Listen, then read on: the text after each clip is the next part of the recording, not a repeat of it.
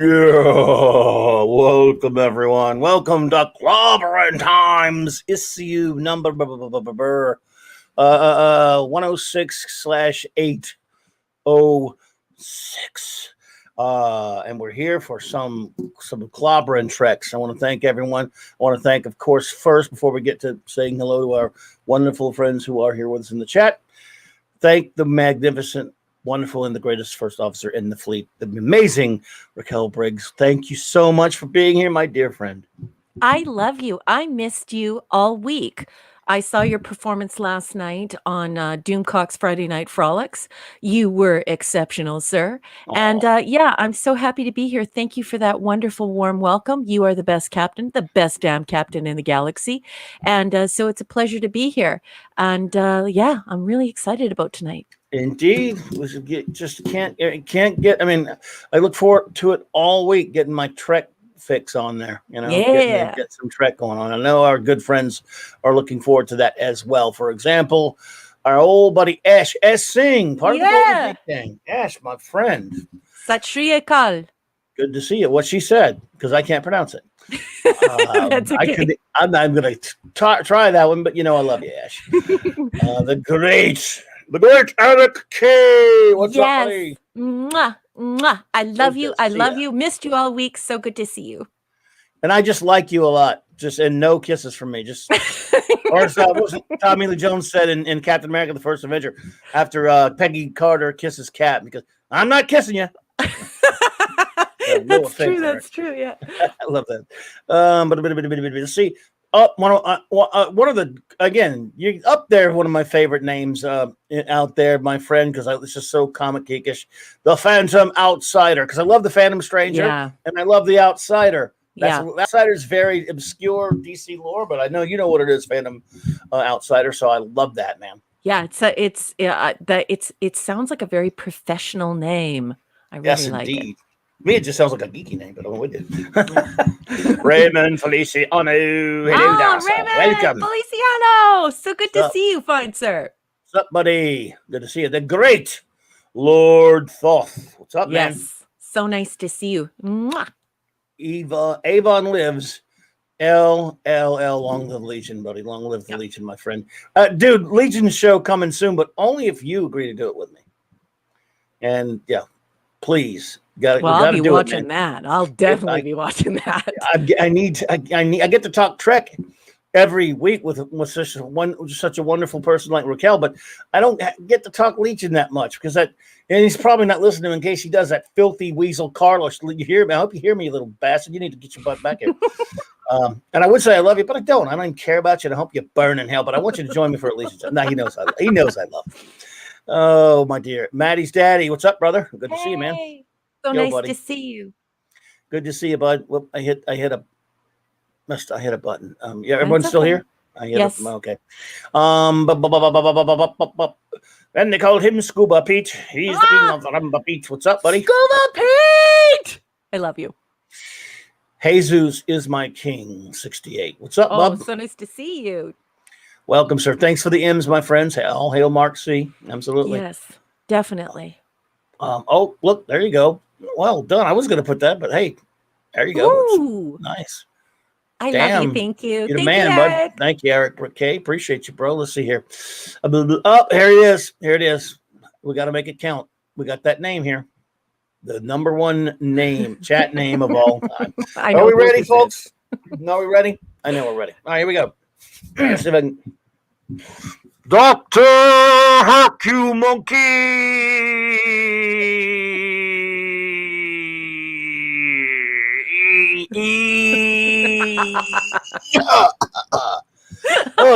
All for you, pal. I love the new ending. Dr. Hercule Monkey. It is so nice to see you. And can I just say that I was totally lurking last night on Friday Night Frolics because I was actually making supper, but I always go when I know for sure that one of my friends is going to be active on the panel. So I made sure to listen even though I was making dinner and I had things to do. And I glanced over a couple of times while I was chopping the vegetables, and I was so pleased with your comments to the chat.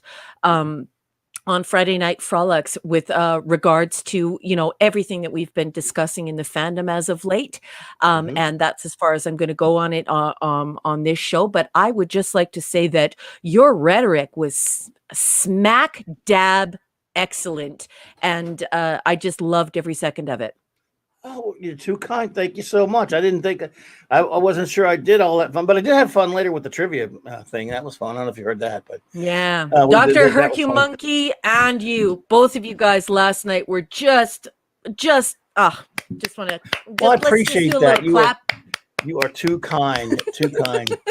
Speaking of too kind, we got one of our great buddies here, the great Monica D with a C. Oh yes, a great friend of the show. Hey, buddy.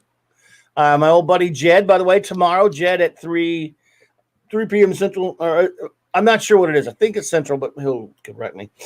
Is doing a stream tomorrow with, I think he and his buddy Esh. They will be doing the William Shatner birthday stream, and of course, you were. I don't know if you're available, but you were invited, of course, Raquel, and I will be there, and I think there will be a special guest there.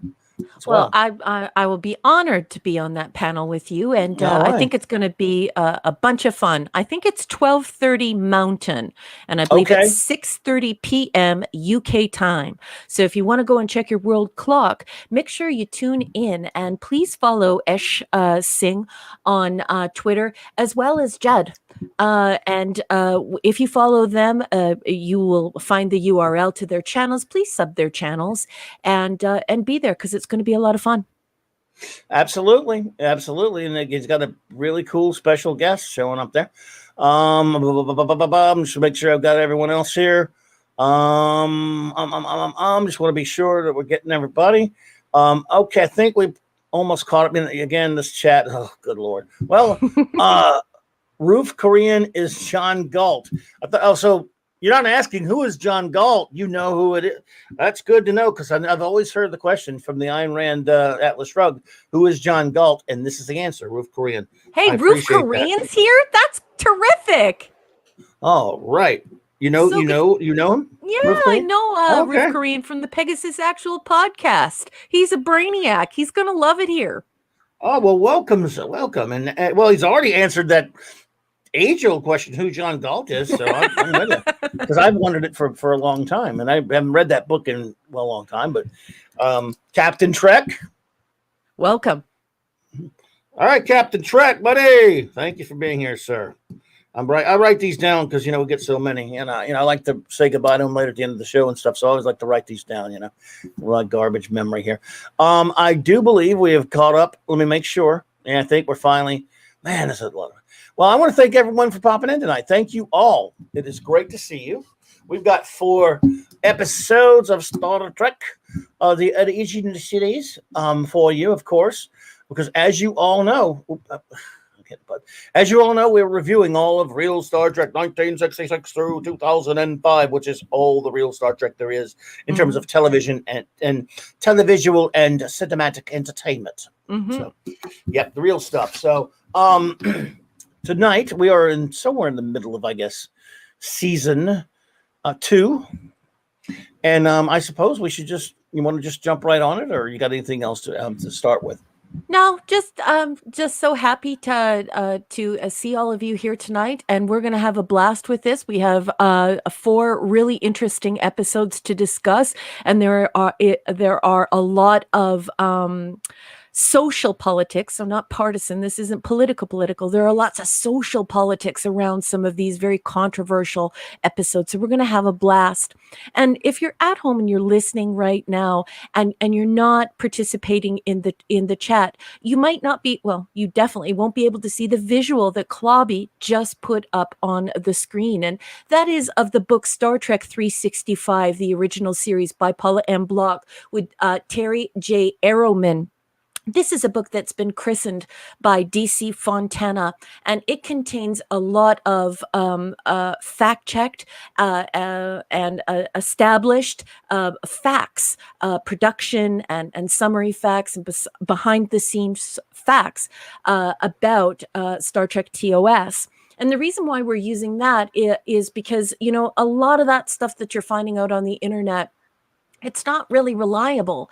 And sometimes even the books that you're reading and that you're buying, you know, a lot of people, they complain that there's a lot of inaccurate information from that. And as a matter of fact, just yesterday or the day before, I received a direct message from a friend of mine named Mark with a C. And he was talking about the fact that when he went and looked at these vetted papers that had in-text citation, he found out that that the story behind Lucy helping Star Trek wasn't quite what he thought it was.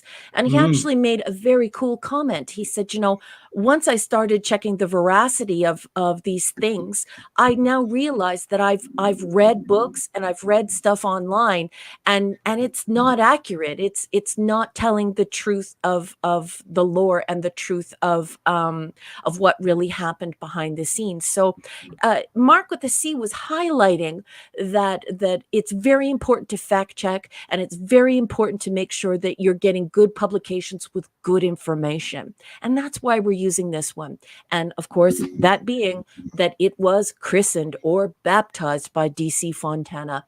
And for those of you at home who are Trekkies, you know that DC Fontana was practically the symbiont of Gene Roddenberry. They were just a dynamic duo, and they created this thing together with the help of lots of people. But of course, they're the nucleus, so it's important. Sources are important. Yes. Yeah. So I think we should get started Okay. with the trouble with tribbles. And before we All get right. into that, I should say that this book follows the production codes.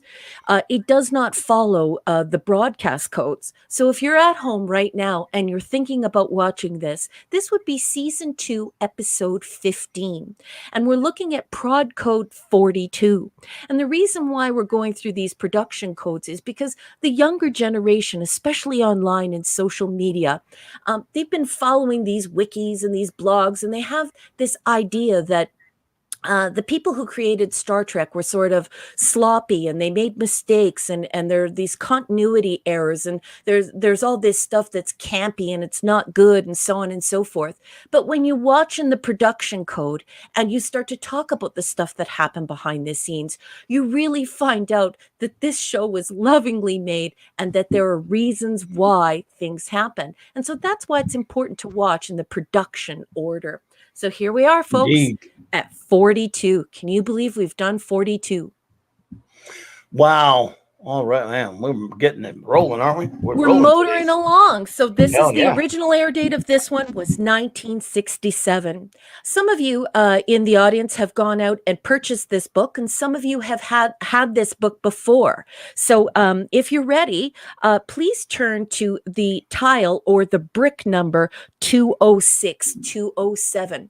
And without further ado, let's get it underway. Indeed. Responding to a distress call, the Enterprise diverts to Deep Space Station K7, where Kirk discovers that the station's emergency was triggered by the demands of an obnoxious Federation bureaucrat named Niles Barris.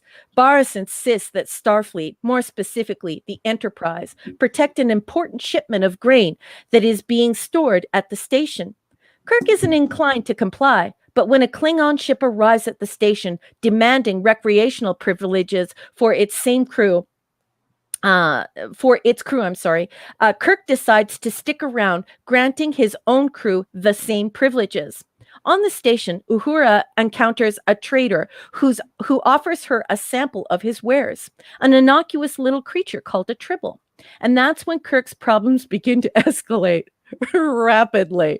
The one tribble becomes thousands of tribbles before anyone knows it, infesting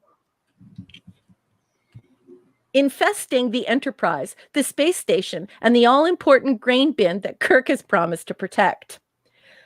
What a piece of work are tribbles, those small purring marvels wrapped in a coat of fur. The only love money can buy, according to space merchant Serrano Jones, although he admittedly has a stake in selling the sweet little creatures. The more precise definition than that would depend entirely on whom you ask. They remind Spock of the lilies of the field. They toil not, neither do they spin. He sees no practical use for them, although he allows their pleasant trilling, although he allows that their pleasant trilling seems to have a tranquilizing effect on the human nervous system. Dr. McCoy completes a medical analysis of one and declares that the little balls of fluff are bisexual, able to reproduce at will, and in fact, they appear to be born pregnant. After one tribble quickly becomes 1,771,561 tribbles, McCoy figures out that if you stop feeding them, they stop breeding. Well, now he tells us. Consistently voted Star Trek's most popular offering, The Trouble with Tribbles wasn't all that popular with the late Robert Justman, co-producer of Star Trek. Like the Tribbles themselves, Justman felt the premise was just too cutesy, and that the cast's performance skated dangerously close to parody. Justman admitted that he was, however, a minority of one. In 1788, 11 ships known as the First Fleet sailed from England to Australia to establish a convict settlement.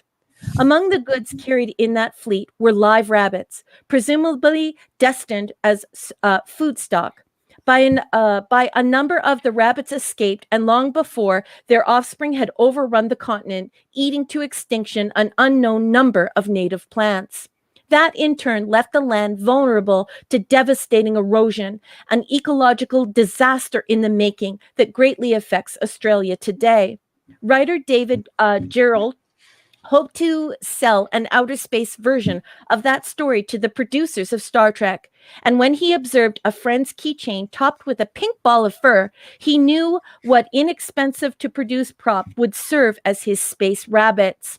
The script sold, and special effects genius Hua Chang, or Chong, depends upon how you want to pronounce that, because it is an A, but some people pronounce it Chong, accepted the challenge of designing the tribbles from pieces of artificial fur. Chang, or Chong, then paid seamstress Jacqueline Cumer, I think that's a West African name, $350 to stitch up 500 of the little fluffs of balls.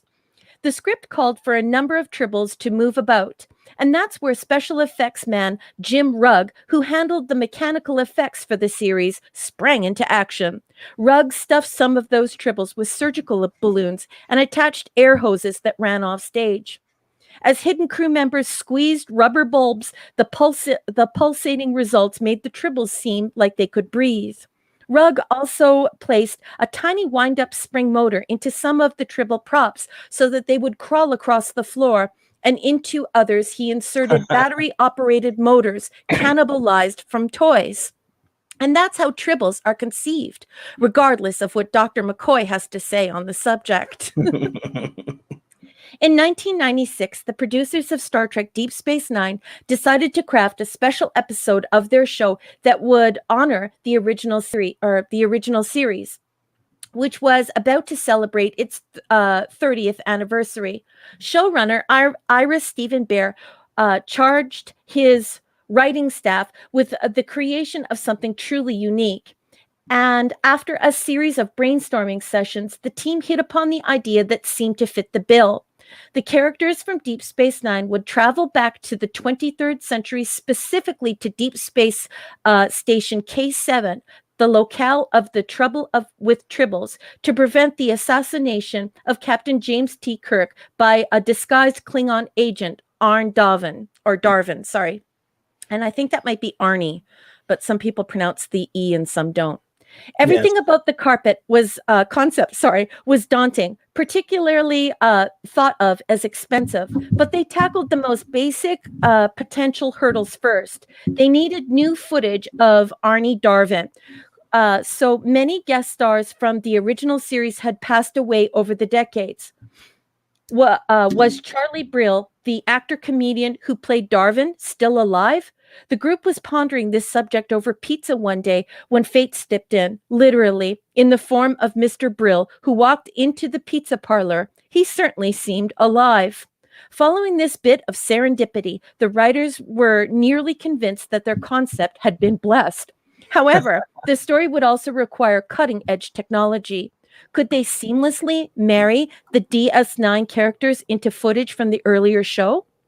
They assigned Gary Hudsell, Deep Space Nine's visual effects supervisor, to conduct a test. Days later, Hudsell arrived at the office to show the producers some footage from an old Trek episode. The producers were unimpressed until Hudsell revealed that one of his assistants was standing near the turbolift, mingling with the Kirk's crew over on the bridge of the Enterprise. Well, that sealed the deal. And after being given budget approval from Paramount, they began fleshing out their story. The resulting episode, Trials and Tribulations, features remarkable scenes where the 1990s era Star Trek characters join the 1960s era Star Trek crew in the classic bar fight with the Klingons. The lineup wherein Kirk chews out his men for participating in that fight, and the famous storage bin scene where Tribble after Tribble tumbles out and land on Kirk's head because DS9's Captain Sisko is in the bin tossing the Tribbles out of the open hatch. The episode was a labor of love for the actors and the staff, a pure delight for fans. According to John Dyer, set decorator for the second and third season of Star Trek, only a few Tribbles remain from the production of the classic episode The Trouble with Tribbles. Dwyer provides a word to the wise for fans who hope to add one of these rarest of rare commodities to their personal collections. If you see one of these Tribbles at a convention and the dealer claims it's authentic, here's the way to tell, Dwyer says. If it looks good, it is likely a fake, because these things looked terrible. They're practically bald. The phony fur technology from the 1960s was not that great. Actually, if you've ever seen a gray-haired lady who dyed her hair red and it was half grown out on top, then you've got the picture. And they kind of look like a rat might have chewed on them. So there you have it, folks at home. If you look really pretty, if they look really pretty, keep your cash in your pocket and walk the other way.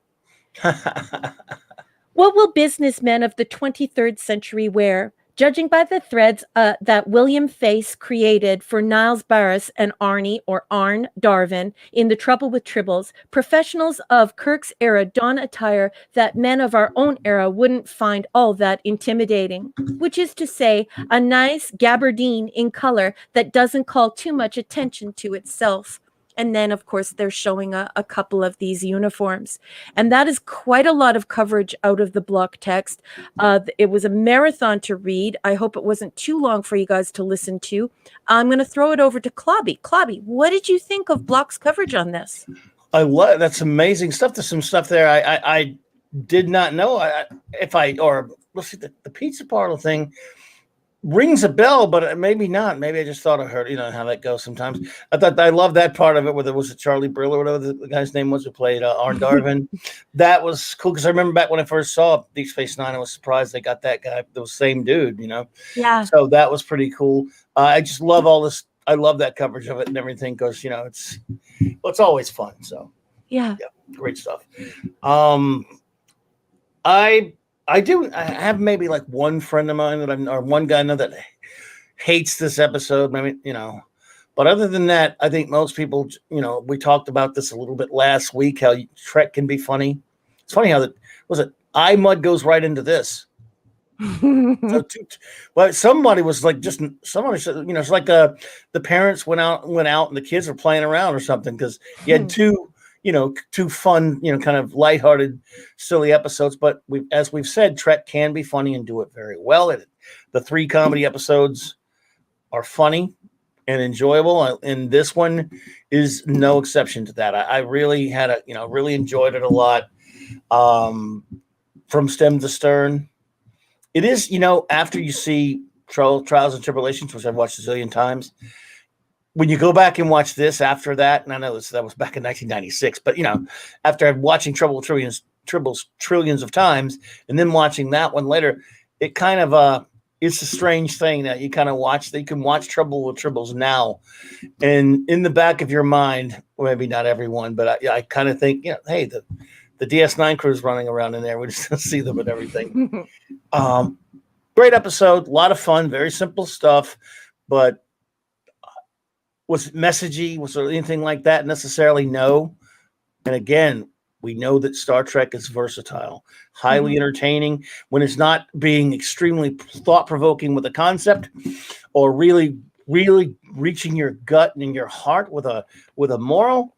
It's being either thrilling and entertaining, like I thought, and very doing great character stuff, as I said, Deadly Years last week, or it's being fun, giving you some lighthearted fun.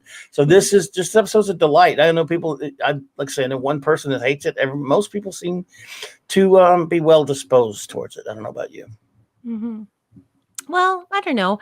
I think that that the humor episodes are needed, and I have a few notes. Go for it. But yeah, I agree with you. I think that some humor is needed because, of course, if an IP is to remain dynamic, it can't always be solemn. It can't always be edifying.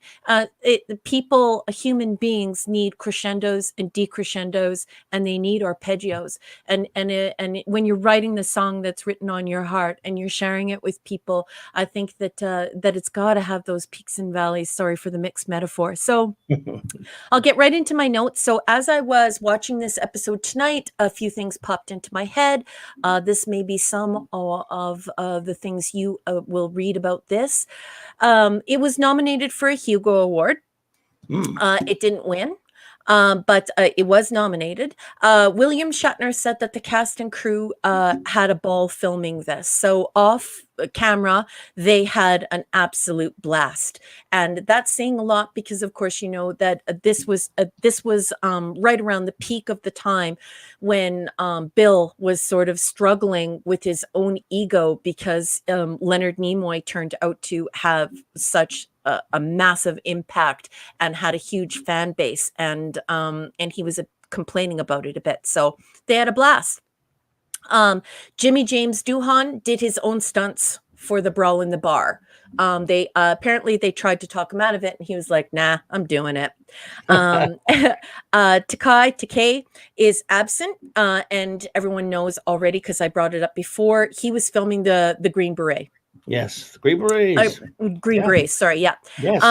Spock has a coffee stain on his uniform. If you look up closely, there was no spare, and I've spoken before about the uniforms and the costuming on this show, and so of course there was nothing to spare, and he has a big old coffee stain on his uniform.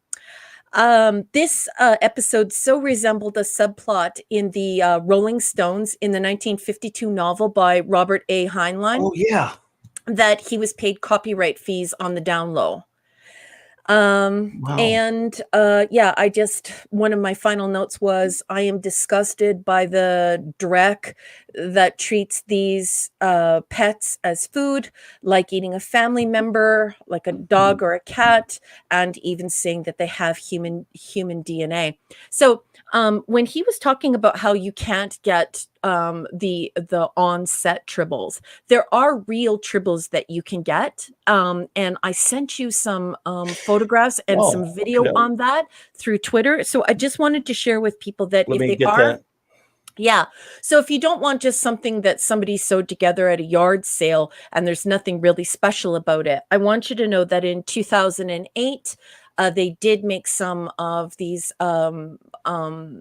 licensed tribbles available, and I have one. I bought it in 2008 or 2009.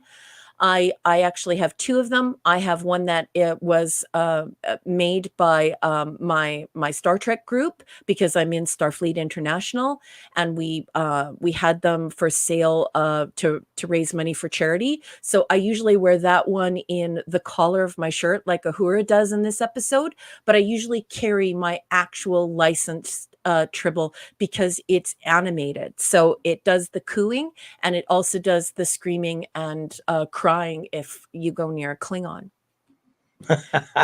So yeah, so that this is what it looks like from the top. Just took it in the afternoon today, and then you'll see there are two more pictures after that, and I just want to make sure that people know what what the labeling of this looks like, because a lot of people sell these fake tribbles, and I want you to be able to have access to know how to get them. So click that one open, and you're going to see Take a here second. that I think I paid $35, not including tax for it, but here you can see it's fully licensed. Okay. So Let's see you here. can see here that it says that it's electronic, vibrating effects, 2 tribal emotions, happy or agitated. Let me get Yeah. to the other one here. Takes a second with this my slow. Yeah, no problem at all. And so this is the back of it. And yes, mine has a fold in it because I've not removed the tag. So when I go and I cosplay, I actually fold the tag in my hand and rest it underneath my hand while I'm holding the tribble, so that I don't have to remove it, because it's proof that it's real. I know I'm a weirdo. Oh, so dear. see how it even There you has the theft barcode on it? I wouldn't even let them take that off. I just had them demagnetize it. So Nice. as you can see, you can definitely get a real tribble. You do not have to get something that somebody just, sewed together and it looks like a cat toy. I did send those are the ones that we made in my Those were videos. These But ones this are the one's the fake ones. pic you sent right here. That's Oh, the okay. one that I put in by my neck like a hura. And I did send you 2 videos, and if you wanted to mute me and play those videos, if you just click on them, hopefully they'll play. But I wanted everyone to hear, like, they're the exact sound effects from the show. Let me see if I can make that happen here. I think I have to mute myself, so I'm going to mute myself. You sure? We'll see. All right, let's see here. Let me go on there.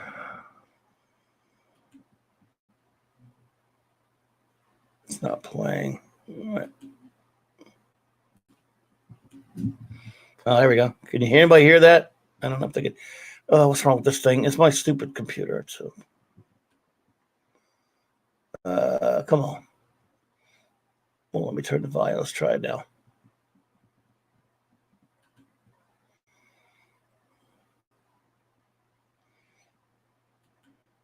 Let me know if anyone's hearing that.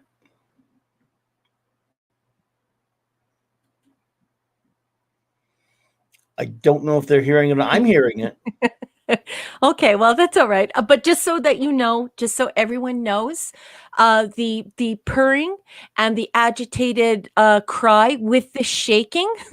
So when it purrs, it vibrates like your phone, like your cell phone when you have your cell phone on silent.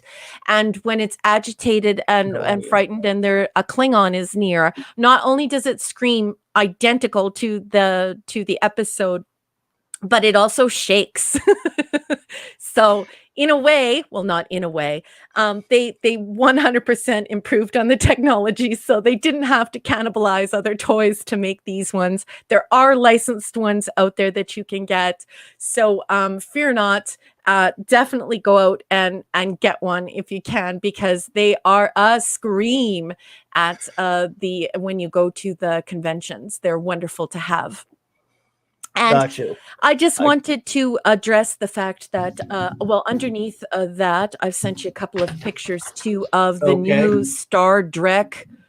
It's not really Star Trek, STD crap. Yeah, it's the STD crap that has children eating tribbles and stuff like that. I want you to know that that's not good. That's not nice. No, it's garbage. And it's not funny either, especially because it has human DNA. Just not good, guys. It's just not good.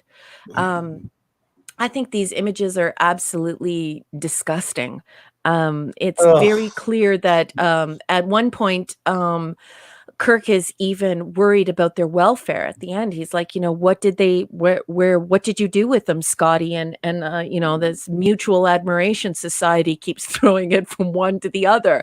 And he shows genuine concern for them. And of course, Uhura is breeding them, and they are very, very clearly pets. They don't even have any teeth. So it's just weird.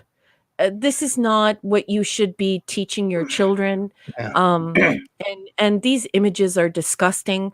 And I just wanted to make sure that while I was talking about the trouble with tribbles on a podcast, that I got to say that. I think that that's morally abhorrent. I think that that's extremely shameful, and it's not even remotely funny.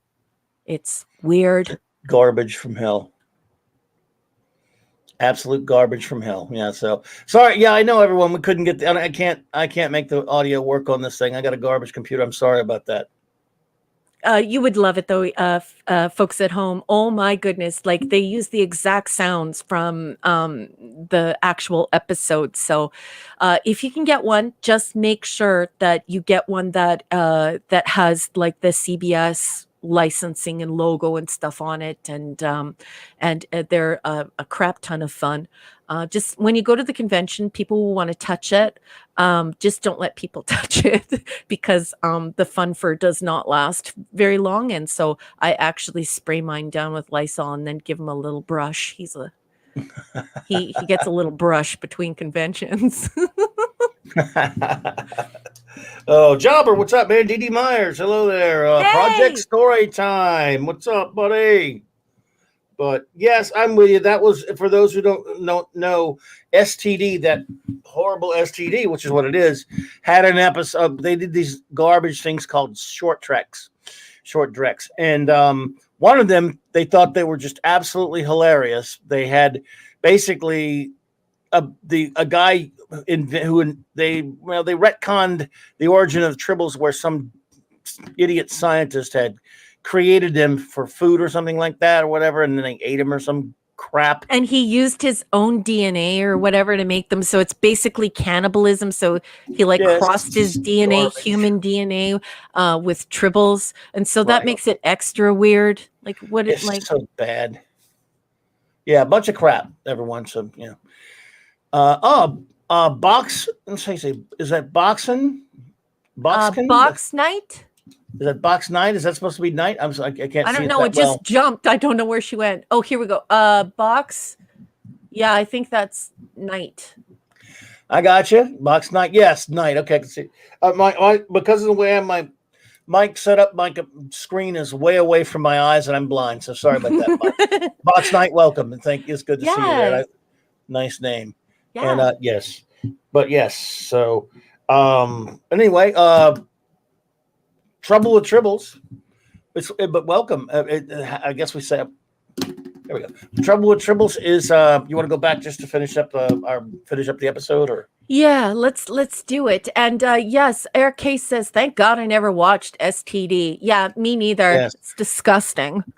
Absolute filth. That is not Star Trek.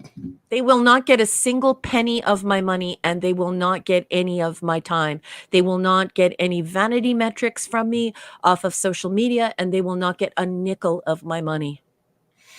Absolutely. Excellent. And again, Box Night, well, we appreciate you. Thank you. I'm glad you love Star Trek, and you're in the right place. We love it too, and we're reviewing 4 episodes tonight. This is the first one we've been reviewing, and now we're going to give basically our thoughts on, again, Trouble with Tribbles is just so much fun.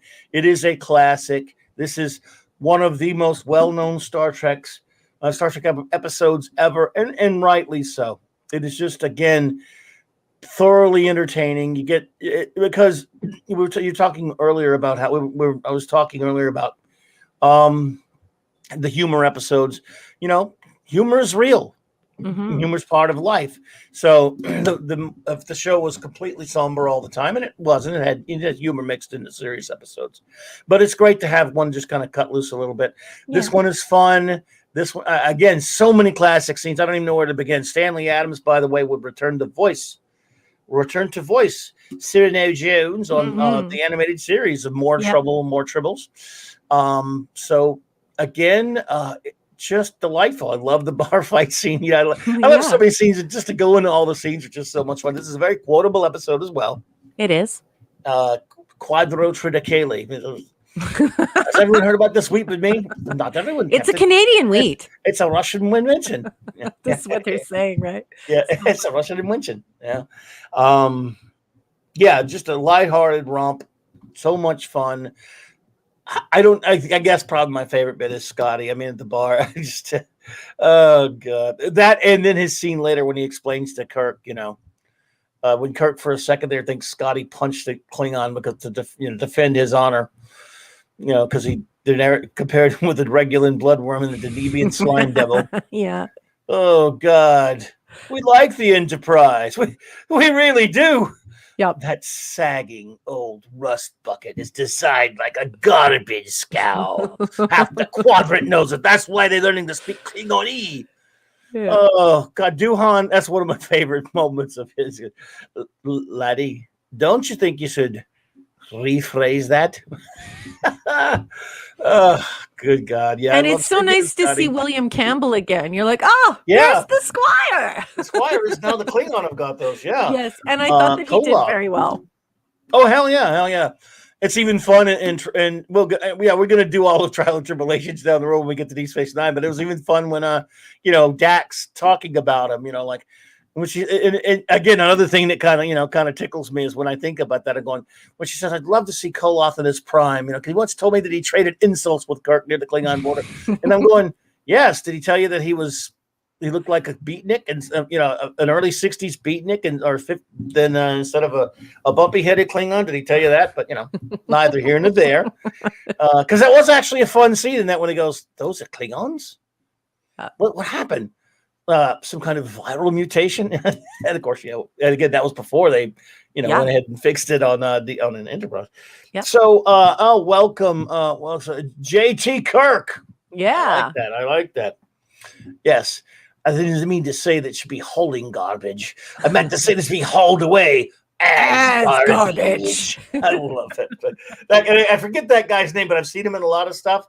He was great. God, Michael Pataki. Okay, yeah, was that him? Okay, thank you. That was Quarters Third Officer who started the fight. Yeah, great. I've seen him in a bunch of stuff. So, oh my gosh, he simply could not believe his ears. As Spock, they gave Spock one-liners in this one. How great is that? Yeah. So again, and it goes, shout out to the great William Shallert, one of the actors. That dude lived to be like 100 and something like that, and he was in every TV show ever made. The guy plays Niels Barris. Yeah. So, yeah. Oh, and Whit Bissell was in this one, folks. I know this doesn't mean much to anyone else, but he was in Time Tunnel. Damn. So Mr. Lurie. Anyway, Rod Thunderheart welcomes. Yes, you're late. All right. Detention. You're late. Detention for you, sir. Oh my goodness. So anyway, I guess we will get to rating that. I will get my wonderful First Officer Raquel's rating on the Trouble with Tribbles, and then I'll give you mine, and then we will ask for our lovely audience to give us theirs. This is an A for me.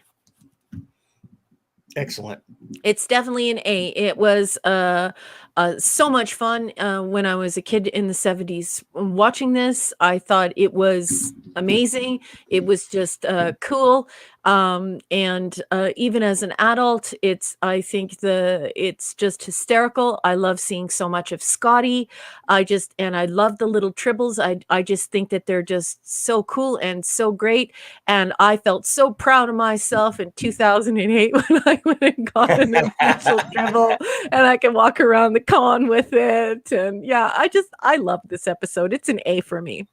Nice. I'm a sucker for a good Scotty scene, as you know. I'm always going on about it. Every time we talk an episode, you might have noticed a pattern when I go, there was some great Scotty moments on the bridge or what have you. Yeah. So anytime you got some good amounts of the old Jimmy Doohan in an episode, it's a wonderful plus. I'm an A also. I love it.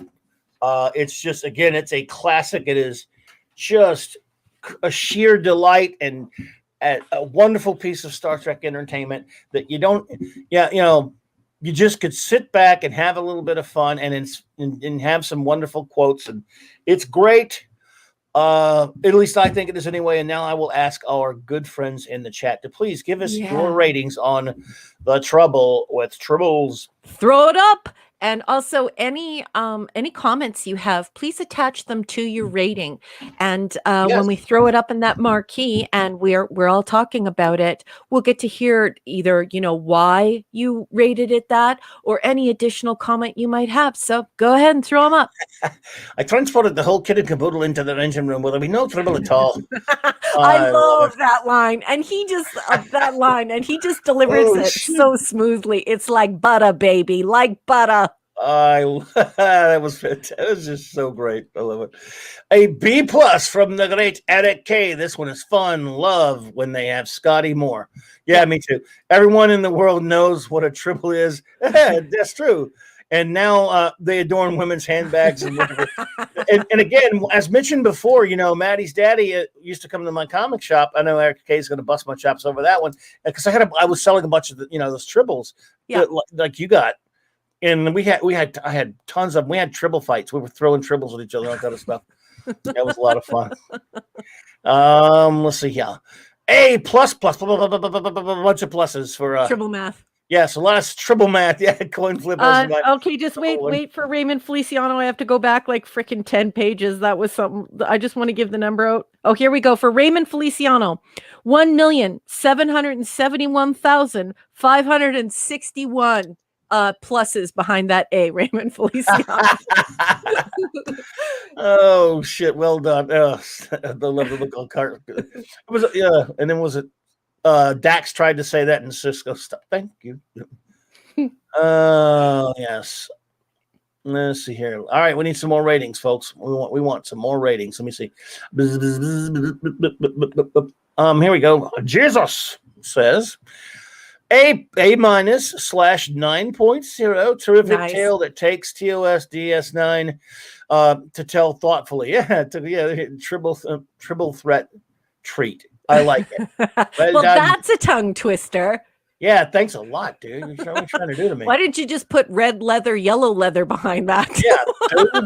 What do I, Tom Brokaw? I'm Tom Brokaw. I'm Missy Knows. Red leather, high leather. A+ for Box Knight. Thank you, Box Knight. Absolutely. Great rating. Indeed. JT Kirk, an A. Lovely. All right. Oh my goodness. Oh my word! Oh, an A? Lord Thoth, the man who you can give a piece of coal to, and he can squeeze it into a diamond. The Ebenezer Scrooge of ratings has given this episode an A. Love you, Lord Thoth. I'm shocked. An A, the dressing down Kirk gives the men. And then the scene with Scotty is one of my all-time favorite scenes between Kirk and Scotty. Yeah, it was great. That music, my God. Yeah. Two gold hole Canadian boys. I can't even hum it, but that Scotty music, as you know, that they use a little bit of it. Yeah. So you hit the Klingons because they insulted the Enterprise, not because... Well, this was a matter of pride. Oh God, I can't get enough of it. That's fantastic. I just love it. Oh, and they called him Scuba. Pete is an A+++++. All right, Scuba Pete. One of my most favorite episodes as a kid and now. Absolutely. Yeah, me too. So much fun. Yeah, I'm so glad you said that because it really resonates with you when you're a kid. And then when you watch it as an adult, you watch it in a totally different way, and it's still a ton of fun. Absolutely. Just cheer. You can watch it anytime and cheer up because just so much fun. A++ from my good old buddy Jed, who will be streaming for William Shatner tomorrow, everyone, whatever time that is. Put the time on, boy. This is one of my favorites next to Space Sea. Well, it is. Good choices both, sir. The time on that is 6:30 p.m. UK time. So if you go ahead and type that into Google, you can find your time zone and you'll know what's going on. I will be there at 12:30 p.m. Mountain. So those are two times that you can track it with. Please look it up through Google and make sure you have your bums in your seats for that one. So that's one my time. I know now. Well, again, I'll get with them later. But yes, thank you. I'm confused now. 10 out of 10 bins of quadrotriticale A+ from Great Maddie's daddy. Hey, buddy, good. Thank you, love buddy. how you just say quadrotriticale so quickly. For me, I have to stop for a second there because it's like it's 4 words in one. It's But, only because I watched them say it a million times on the show. Like, yeah, Quadro, what was it? Kirk was saying, the what? yeah. The what? The what? Wheat. So what? Quadricriticale is not wheat, Captain. Oh, God, I could go on with the quotes of this episode. A++ from the great Dr. Herkimonkey. Dr. Herkimonkey. I love the way you say it, by the way. You got all kind of fun ways to say it. An all-time favorite. Oh, it's all-time favorite. Well, great, man. Again, by the way, she's not here tonight. I wish she was. My wonderful, fantastic friend, Trekkie Kim, my beautiful Kim Lockman. It's her favorite episode, too. So shout out I to love Kim. you, Kim. So, yeah. And let's see here. Our old pal, Esh.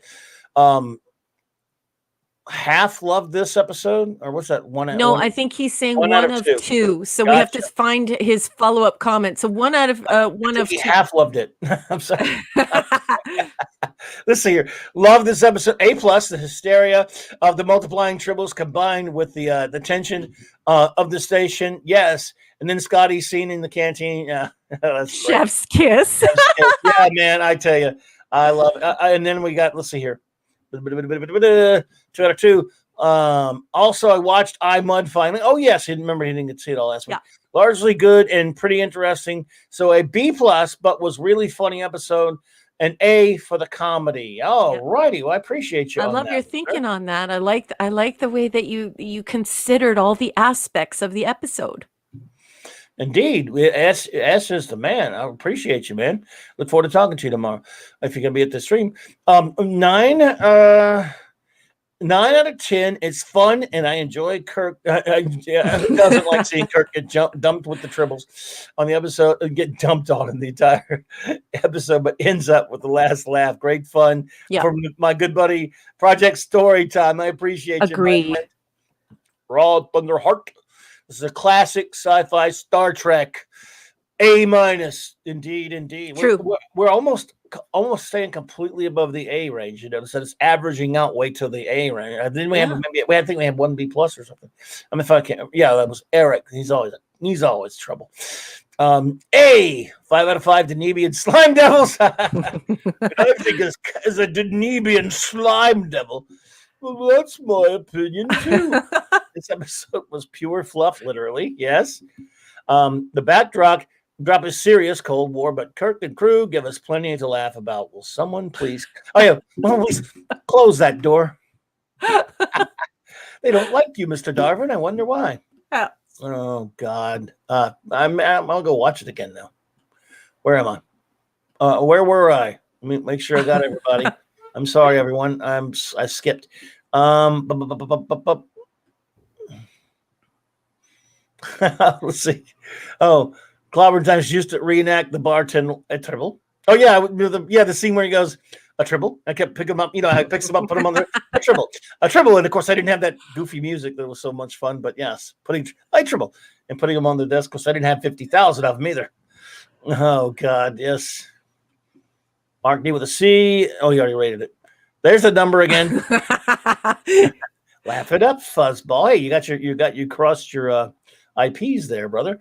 Phantom Outsider is A+. Wish they had done follow up. Well, they did sort of, didn't they? They did. More Troubles, More Tribbles. We'll do that when we get to the animated series. Phantom Outsider. Just so you know, it was actually pitched to do a follow up on this one.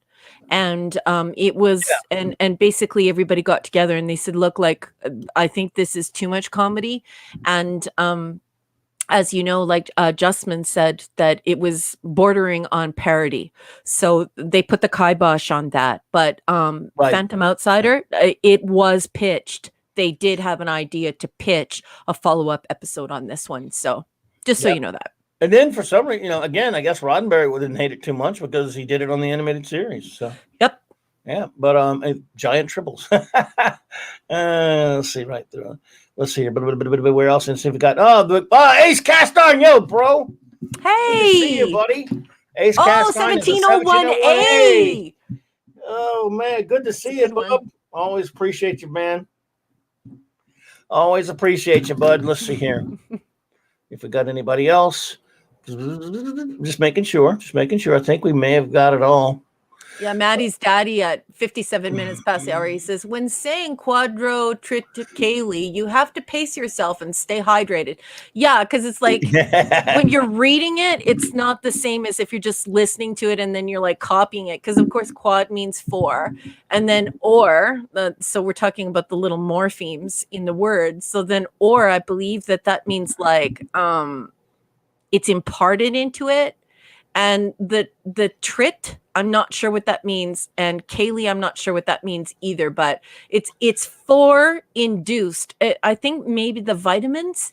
It's for vitamins induced into two forms of the plant. So yeah, and stay hydrated. It's one of those words. Jed, damn it! What did you do now? Damn it, Jed! What the hell's the matter with you? Bloody hell! Bloody hell! I didn't put it for the wrong time, did I? Have to go back and look now. It should start at 11 a.m. my time. That's Mountain. Dude, get it together, man. No, I'm just kidding. Let's see. What's that? What's that? What you doing, bro? Okay, well, I believe we have all of our ratings. So we could, if we have all, I think we have all our ratings, my friends. I'm just checking. As again, there's a lot of chat there to deal with. So I apologize and beg for your indulgence, but I think we're caught up. So we're ready to move on to the next episode, are we not? I think we are. Which is, let's see here. Bread and Circuses. Oh, yes. Season 2, Episode 25, Prod Code 43. Original air date March 15th, 1968. All righty. Go for it. I'm getting the picture. All right. And if you have the block text at home and also to be copyright compliant, we are on page, BRIC 212. On the hunt for survivors from the SS Beagle, a lost Federation vessel, the crew of the Enterprise arrives at planet 8954, where the civilization closely resembles that of Earth's ancient Rome, albeit a Rome whose culture has advanced to technological levels matching those of Earth's 20th century, with fast cars and brutal, televised gladiator matches. Upon arrival, Kirk, Spock, and McCoy question members of the Children of the Sun, peaceful dissidents who have forsworn violence, and discover that the Beagle's captain, R.M. Merrick, has become the right-hand man to the Empire's proconsul, Claudius Marcus. Sorry, I had to swallow.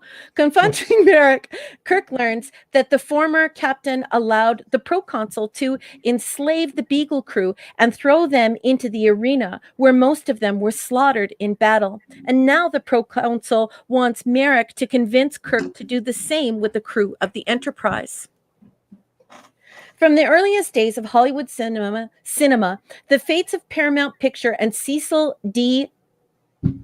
DeMille, the studio's first preeminent filmmaker, were tightly intertwined. DeMille had a lifelong passion for lavish historical epics, and he directed a slew of them for Paramount, from Joan the Woman, a 1916 silent super spectacle about Joan of Arc, to 1956's The Ten Commandments, DeMille's final film as a director. Just prior to his death in 1959, DeMille was making plans to direct a story about space travel.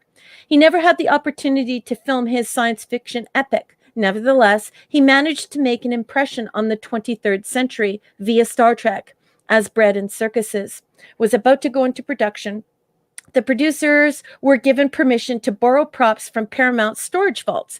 They chose a number of costumes and props made for the DeMille extravaganzas, the Signs of the Cross, Cleopatra, and the Crusaders, for example. The costumes worn by the Star Trek episode Centurion Guards. Like Vasquez Rocks, scenic Bronson Canyon, located just minutes from the front gates of Paramount Pictures, has been featured in hundreds of films and television shows. It initially was developed as a quarry that supplied crushed rock to Los Angeles road builders at the beginning of the 20th century, but that ceased operation in the 1920s. The burgeoning Hollywood entertainment industry soon discovered the craggy canyon, perfect for westerns as well as science fiction and adventure films. Early movies featured stars as disparate as Tom Mix, John Wayne, and Rin Tin Tin were shot there, as well as late genre classics like the original Invasion of the Body Snatchers. By the 1960s, Bronson had become the darling of the television industry, so often in need of a desolate appearing but conveniently located outdoor filming arena. Every incarnation of the televised Star Trek, with the exception of the animated series, filmed at least one episode there. So remember that if you're a trivia person. As did the film Star Trek VI, The Undiscovered Country. Besides its rocky slopes, the canyon is also known for Bronson Caves, which is actually a short forked tunnel through the hill. The origins of the man-made cave are murky. Some say the developers of the quarry, the Union Rock Company, blasted out a hill, while others claim that the filmmakers did it, with the producers of the first Robin Hood feature film. Robin Hood, they split it. Film in 1922 as the one most often mentioned. Most of the verbal darts that McCoy launched at Spock over Star Trek's 3-year run bounced off the Vulcan's seemingly impenetrable hide. But during an exchange in bread and circuses, one of those lancet-sharp insults apparently hit its mark, and McCoy, as if detecting the scent of blood of the green variety in the air, moves quickly in for the kill. Do you know why you're not afraid to die, Spock? You're more afraid of living. Each day you stay alive is just one more day you might slip and let your human half peek out. That's it, isn't it? Insecurity. The blocking in this sequence is unique to the series. Typically, when the Doctor launches into one of his tirades against the Vulcan, the two are face to face, with Spock regarding McCoy impassively. And that's the way things start out here. But as McCoy nears the truth, Spock deliberately turns his face away, leaving only the viewers at home to witness his countenance, his true feelings. He seems troubled by McCoy's accusations. Perhaps this is something he hasn't realized about himself, but ultimately it does matter. Spock quickly recovers his composure and turns back to regard McCoy with the usual well-practiced disdain. And that's that for Spock's brief moment on the psychiatrist's couch, at least in bread and circuses. But the events of the following episode, Journey to Babel, would reveal to one and all the primary source of those apparent chinks in his emotional armor. And that is all the block text has to say about this particular episode. I'm going to throw it over to Clobby. Clobby, what did you think of this coverage? And Indeed. Chat, what did you think of this coverage? Excellent, as always. Very good. And again, I'm a big, I don't know anyone else, but I'm a very big fan of this episode. And it's, it's it just dawned on me, if I were to put certain episodes, and I've never done this before, I don't know why this popped in, it's probably stupid, I don't know, but sort of not, maybe sort of in a sense categorizing or like keywords about an episode. For example, I say comedy for Trouble with Tribbles or something like that. Yeah. We've talked many times on the show about how I just love the concepts and the ideas in an episode, like Devil in the Dark or many others. Another ones where I say Deadly Years was drama and characterization and excitement, stuff like that. So to me, this one falls under concept and character. I love was it Hodgkin's Law of Parallel Planets? Mm-hmm. I believe that was the name. I think could so. be mistaken, where Kirk mentions that in his log. That they would develop on relatively the same timeline. Yes, and you would have beings that are a lot like humans, that and develop very much like Earth, not a parallel dimension, but parallel planets. Mm-hmm. And it's again, that was something probably almost maybe unique to the original Star Trek. You didn't see them really do that much in any of the other Treks or anything like that. It's kind of, and they've done it. They did it here, and of course later we'll be talking about Patterns of Force. Eventually, something like that where. And of course, although that was affected by an Earthman, but you know what I'm saying? Planet or a piece of the action, again, affected by the Earthman, just like this one, affected by someone from Starfleet, or not Starfleet, it was actually the Merchant Service, but someone from, the Federation, in other words. So planets that have humans that look just like us, develop very similar to us, and then one of us goes there and messes around with it. And I love that, actually. I love this episode. I find this episode highly entertaining. And you touched on in this coverage talking about the exchange between Spock and McCoy. Apollo Minion, nice to meet you. Some fantastic Spock McCoy stuff in this one. Yep. In my opinion. Each day you, you're more afraid of living. Each day you go on living is one more day that you might let your human half peek out. Yeah, it's really it's very, very compelling, and it's just it's a very serious, very weighty episode. It is, and still entertaining and some fun moments. I love it, like when Flavia says, "Are the enemies, Captain?" I'm not sure. They're sure. I love that's again. I've always said this: characterization and character can be done sometimes in 3 words, 5 words, or whatever. That can mean a hell of a lot in writing. And just stuff like that. That's so true. I'm not sure they're sure because, again, Kirk is half kidding. He's like, yeah, they argue, but they're not. They don't hate each other, but they do go back and forth. They're sparring partners. Yep. And and we both. How many times have we both delighted? How many episodes have we delighted in Spock McCoy's fencing? It's great. And in this one, it's one of the best ones in my opinion. So the Spock McCoy stuff, especially when they're alone, is classic. Again, I do this every time, just about the Kirk cool factors off the chart right here. When he's first of all, Drusilla, come on guys. Someone put in the chat earlier who was hotter. Who was hotter, Drusilla or who do you say? I can't remember who that was. Someone just Kirk, the way he dealt with the whole situation, having to see Spock and McCoy fight in the arena. And the whole idea, the whole concept of a 20th century Rome is fascinating to me. It's brilliant. It's one of those wonderful things in Star Trek that you could only get from Star Trek. What a great idea. It's basically happening right now, right? We've returned to that. We've returned to that to our baser nature as a society. So it is fascinating, right? It is, and again, if it's ever been done in anything else before that, I don't know of it. So it's to me that is a well. I have some stuff in my notes about concept. that. Oh, okay, good. Yeah. Yes. Oh, Drusilla or the Orion slave girl. That's not fair. I can't make me choose. Damn it.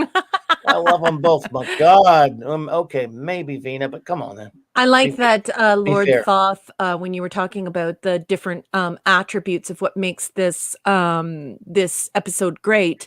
Lord Thoth was responding to you, not the chat. So he just turned around and said, "and costumes," and he is correct. That is definitely an attribute of this particular episode. It is well wrought in many ways, and definitely the costumes are excellent. Easy though when you're borrowing from these huge movies made right by Cecil B. DeMille. He made these epic movies, and so when borrowing from that closet, it's easy to have good costumes. I don't know what you're sorry for, Mark D with a C, but you're no problem. But maybe it's because I gave him you gave me that terrible choice to make. That was terrible. That was like, how do I choose? No. That's almost an Abrahamic choice where you have to divide the baby or not. Yeah, Mark D with a C. Shame on you. No, I'm kidding. You know how I know I love a Star Trek episode, by the way? Is if I wore out my damn VHS tapes back when I first started recording them back in the 80s over and over again. Obviously, I watched the whole show a lot, but there are ones, and we talked about this before. Like I had a tape with some of my favorite episodes that just wore that sucker out.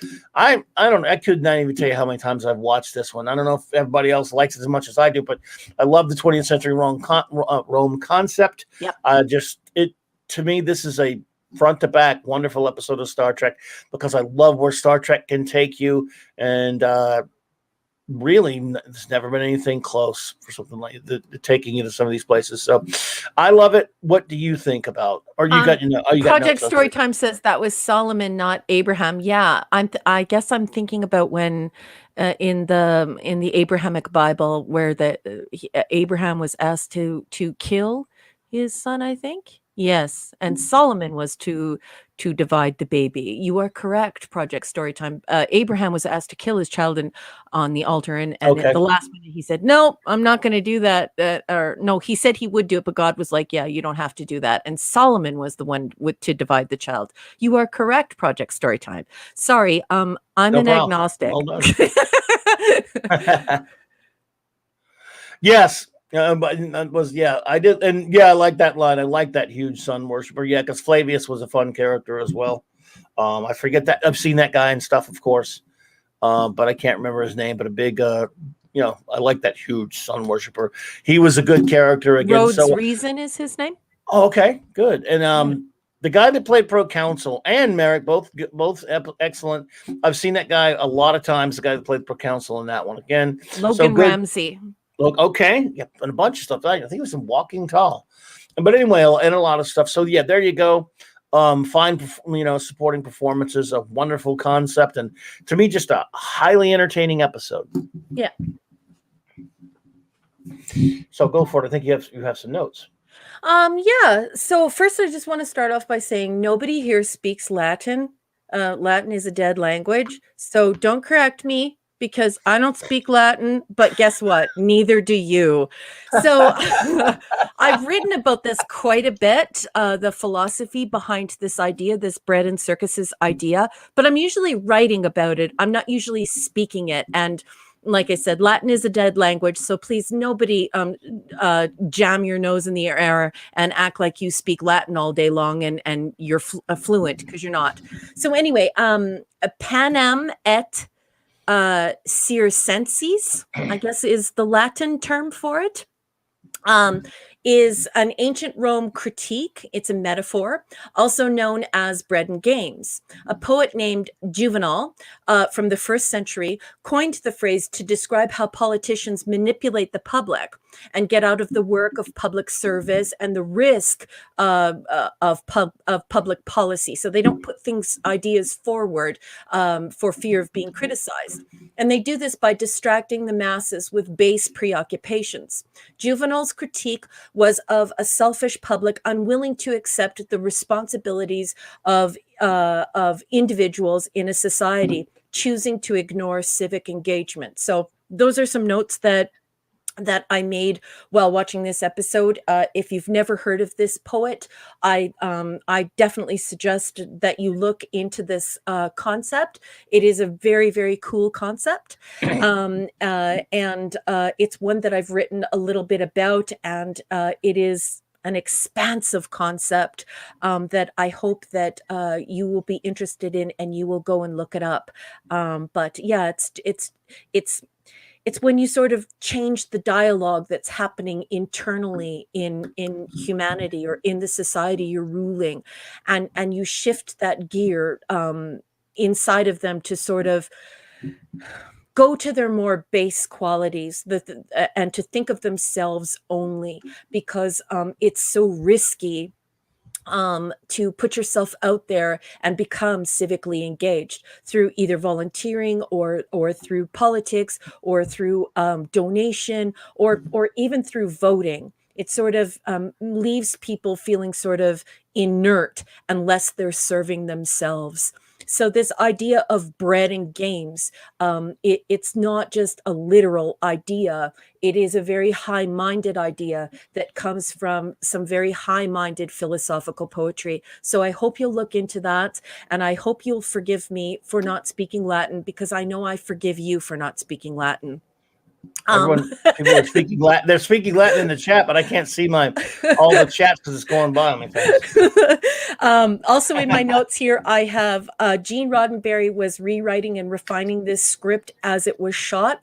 So you can actually learn in several, you can actually read, in several places where people who were involved in the production of this particular episode were saying that they would show up in the morning and a new script would be waiting on their chair. So he was really like digging into this one and trying to make it as juicy as possible. And of course, that is to great effect, as is the case whenever Gene Roddenberry decides to stick his finger in the pie. Suddenly it's magic and it tastes better. I put in my comments, this is a highly underrated episode. When you look at the coverage of this, when you're looking at people who do coverage of Star Trek and they critique Star Trek, these geek bloggers and these other people, they really overlook this episode, or they're hypercritical of it. I believe that this is a highly underrated episode. I love how it reaches for very high-minded philosophy and engages the viewer to look more into that philosophy independently. I think that this episode had outstanding dialogue and powerful characterizations and portrayals, especially when Spock swoops in to save McCoy.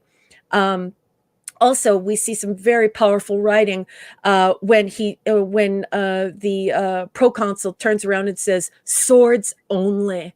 And here you can really see that Gene Roddenberry is involved, because what better way to show that this guy is psychotic and diabolical than to tell them to put down those Dutch guns. I believe those guns are from the Netherlands. But he tells them to put those down because he wants the gore and the physical brutalization of watching people physically murder one another. And so, wow, what a way to make us absolutely hate him. And I put here, we could have done without the religious bit at the end. So that's my only criticism of it. Didn't really like that little religious bit at the end, but that's just because I'm an agnostic. Yeah, but they were talking about. They weren't talking about where sun worship, though. They were talking about like the whole, yeah.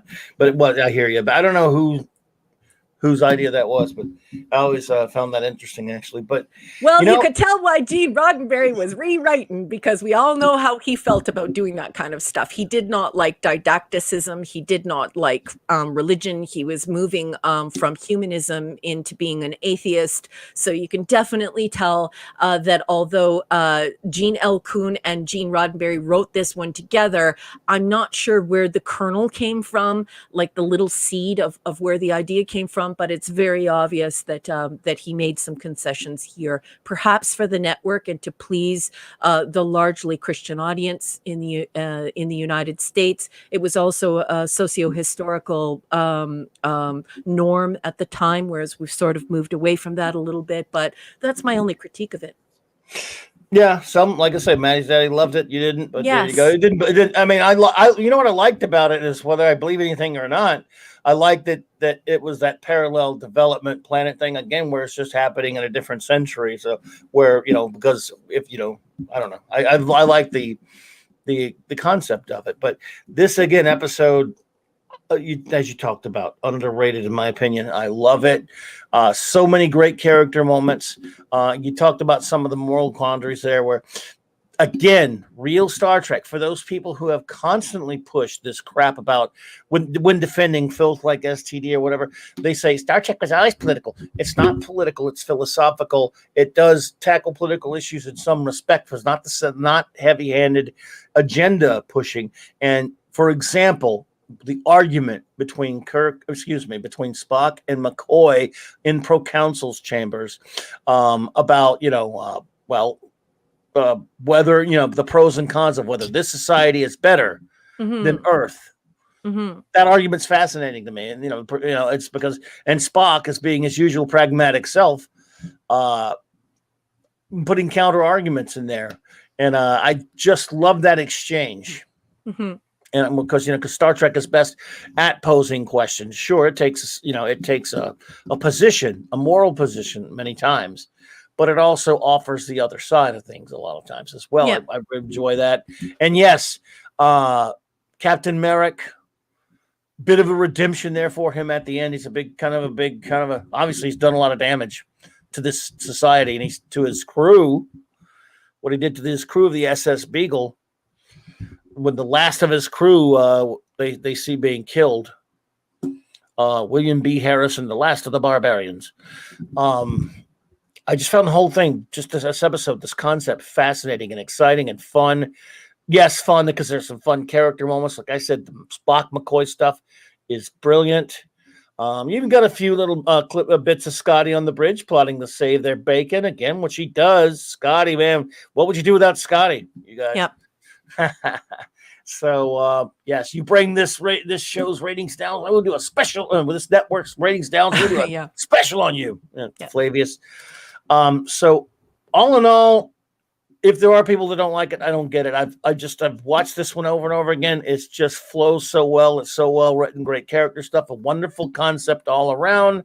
I love it, unabashedly so. So number one, let's get your rating on Bread and Circuses, and I'll This give is mine. 100% an A+ for me. I think that this is a great episode. Like I said in my notes, I think it's highly underrated.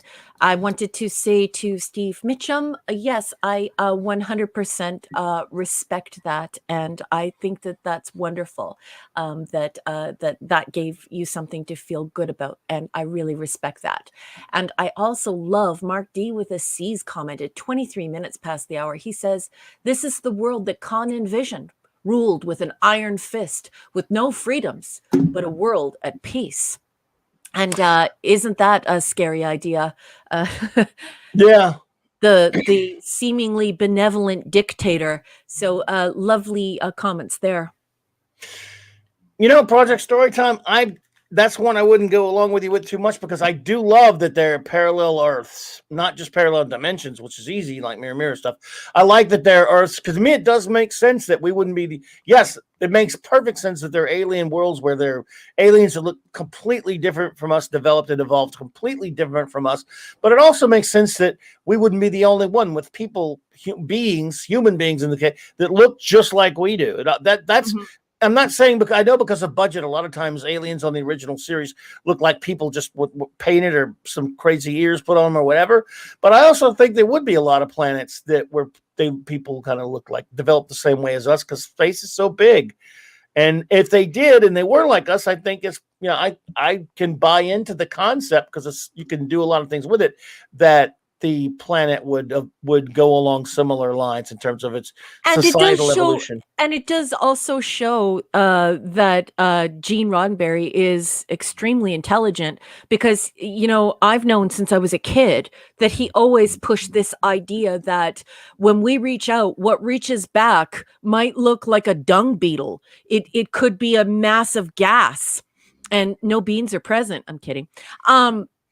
So I think that it's kind of cool to actually go directly to this issue and entertain it for an episode, because we spend so much time considering that what we reach out for, we will be thinking it's humanoid. We'll be thinking that it's like these little Martian, these little green men, and it's going to be nothing like we could ever imagine. So I think it's nice to take a step back and give a couple of opportunities for us to see a humanoid species that is almost identical to us and is on this nearly parallel time frame with the glitch of having machine guns and sports cars. Yeah, Rome never failed and all that stuff. So yes, I love it. My rating is the same. I'm an A+ on it. It's just one of my favorites. Just as thoroughly entertaining and engaging and even thought-provoking an episode as Trek as you're ever going to find. For me, but I understand not everyone is big into it. Let's see here. Our buddy Rob Thunderheart is a super A with a bunch of pluses. Okay, let's see here. Thank you, Rob. That's a great rating, Rod. Indeed. Box Knight, A+. Love the philosophy in this one. Thank you so much. Yeah. I appreciate you. Apollome's Minion. Hello, my dear. Good to see Plus you. Puppy. Plus puppy. Apollome's Minion plus puppy. And the puppy. Let's see. When the wife went to the Coliseum, she said, just think, honey, your ancestors might have fought here.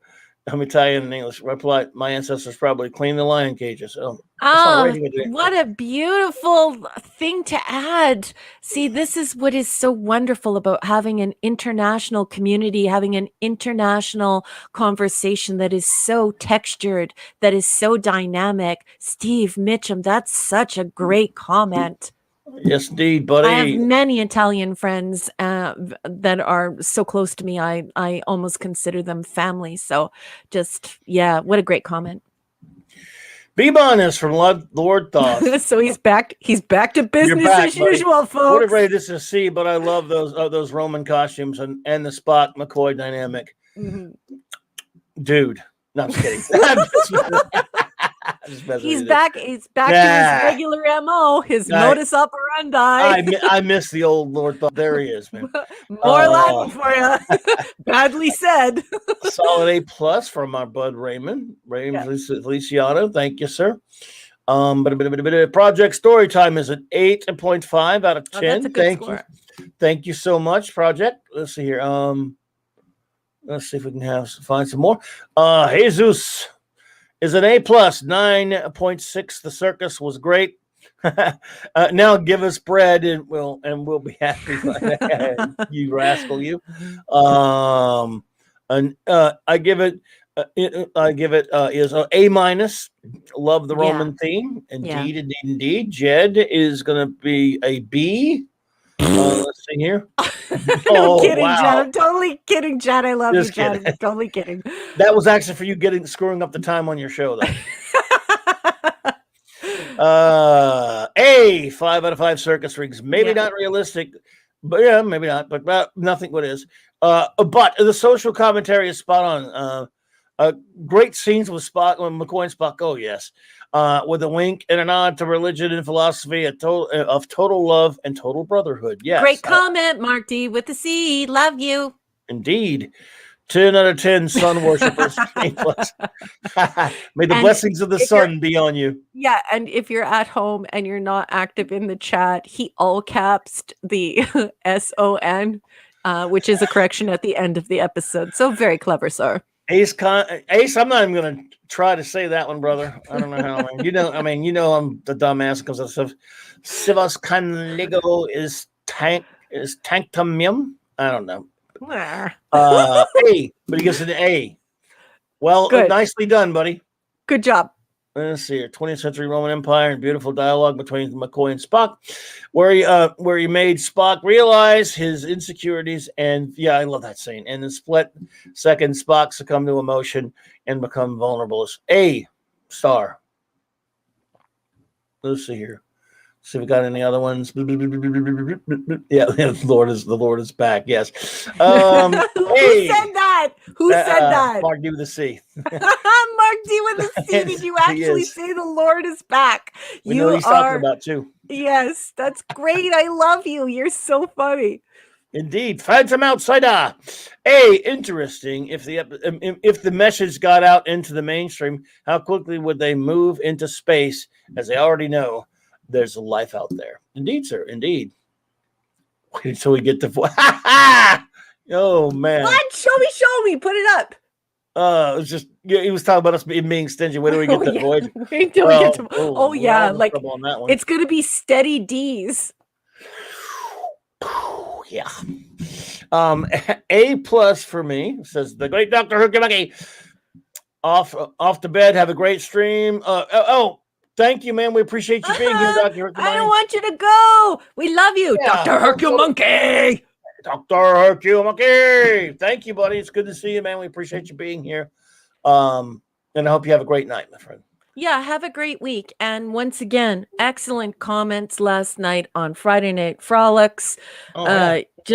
You're just so good. I love your company. I enjoy your company immensely, Dr. Hercules Monkey. So have a great week. We'll see you next week. I think we still got a couple more. Let's see here. And they called him Scuba Pete will be a B-. Let's see here. Scuba Pete! Thank you, Scuba Pete. Where's the damn? What's that? Where's the damn world in next gen? I don't know. What do you mean? I'm not sure what you mean there, bro. Where is this world in the next generation? Where's this damn world in next? Where's this world? I don't know. They never went back to it, but it would have been interesting for sure. I guess to revisit it. Yeah. Yeah. I guess they're not really supposed to mess with it, but yeah, they already did, kind of, didn't they? Yeah. By the way, I do love the scene. Swords only. I love that. It's diabolical. It's like he wants a slasher flick before his very eyes, and this is great writing because it really helps us hate his guts. Well, if he said just blast them, they'd be dead. Yeah, well, yeah, right. But Yeah, but it yeah. also, that they can work around that too, right? You can miss, which happens often, right? But It just could have beamed them up quicker. Yeah. yeah. Anyway, I love bread and circuses, everyone. I'm glad a lot of you like it as well. We are ready to move on to the next episode. Dun, dun, dun, dun. Yes, indeed. Oh my goodness, we got another. I mean, just a cracking good episode coming up here, folks. Our next episode, ladies and gerbils, or ladies and dribbles. I don't have to. It needs no introduction. Journey to Babel. Yes, it needs no introduction. Yeah. It is season 2, episode 10, prod code 44. Original air date November 17th, 1967. If you are reading along in the block text, we are on brick 216, 217. Without further ado, let's get down to business. The Enterprise has been assigned to convey a group of Federation representatives to an important conference on Babel, and Kirk suspects he will have his hands full keeping peace among the eclectic group of guests. Last to arrive on board is the Vulcan contingent, led by Ambassador Sarek, who is accompanied by his human wife, Amanda. The ambassador and his wife are Spock's parents, but the reunion between father and son is surprisingly chilly. Amanda explains to Kirk that a disagreement over Spock's choice of career has kept the two men from speaking for 18 years. As the ship gets underway, however, the family feud becomes the least of Kirk's worries. The assorted planetary reps have wildly different opinions about the Babel Conference, a central issue. The admission of the planet Caridian to the Federation. Even Sarek, with his restrained Vulcan temperament, is drawn into a heated argument with a Tellarite ambassador, and a short time later, the Tellarite is found dead. His neck is snapped via a Vulcan technique called the Tal Shaya. Sarek claims to have been incapacitated at the time of the murder, and indeed, McCoy reveals that the ambassador is suffering from a life-threatening cardiovascular malfunction. If Sarek is to survive the voyage, he must have immediate surgery. The operation will require a large quantity of Vulcan blood, which McCoy can obtain only from Spock if the younger Vulcan submits to a hazardous experimental procedure. But after Captain Kirk is critically injured in an attack by one of the conference attendees, Spock turns McCoy down, effectively sentencing his father to death. To a generation of baby boomers who had grown up watching Father Knows Best, actress Jane Wyatt was the quintessential mom to the parents of those children. She was the perfect wife or girlfriend, invariably paired in films with a major league actor such as Cary Grant, Randolph Scott, or Gary Cooper. And of course, to fans of classic film, she was a charming young woman Ronald Colman had the misfortune to leave behind, but the good sense to return to in Frank Capra's Lost Horizon. Wyatt's delicate features and good-natured grace served her well over a lengthy career. And Star Trek producers showed similar grace in crediting the actress as Miss Jane Wyatt in the episode's end credits. It was a rare, old-fashioned gesture, even in the 1960s, the showbiz equivalent of a tip of the hat to a woman with a long and distinguished career. Wyatt's warm and affectionate performance as Amanda, Spock's Vulcan mother, made it easy to comprehend how she could melt the Vulcan reserve of both father and son. D.C. Fontana, who wrote this episode, says that she named Spock's mother Amanda because the name means worthy of being loved.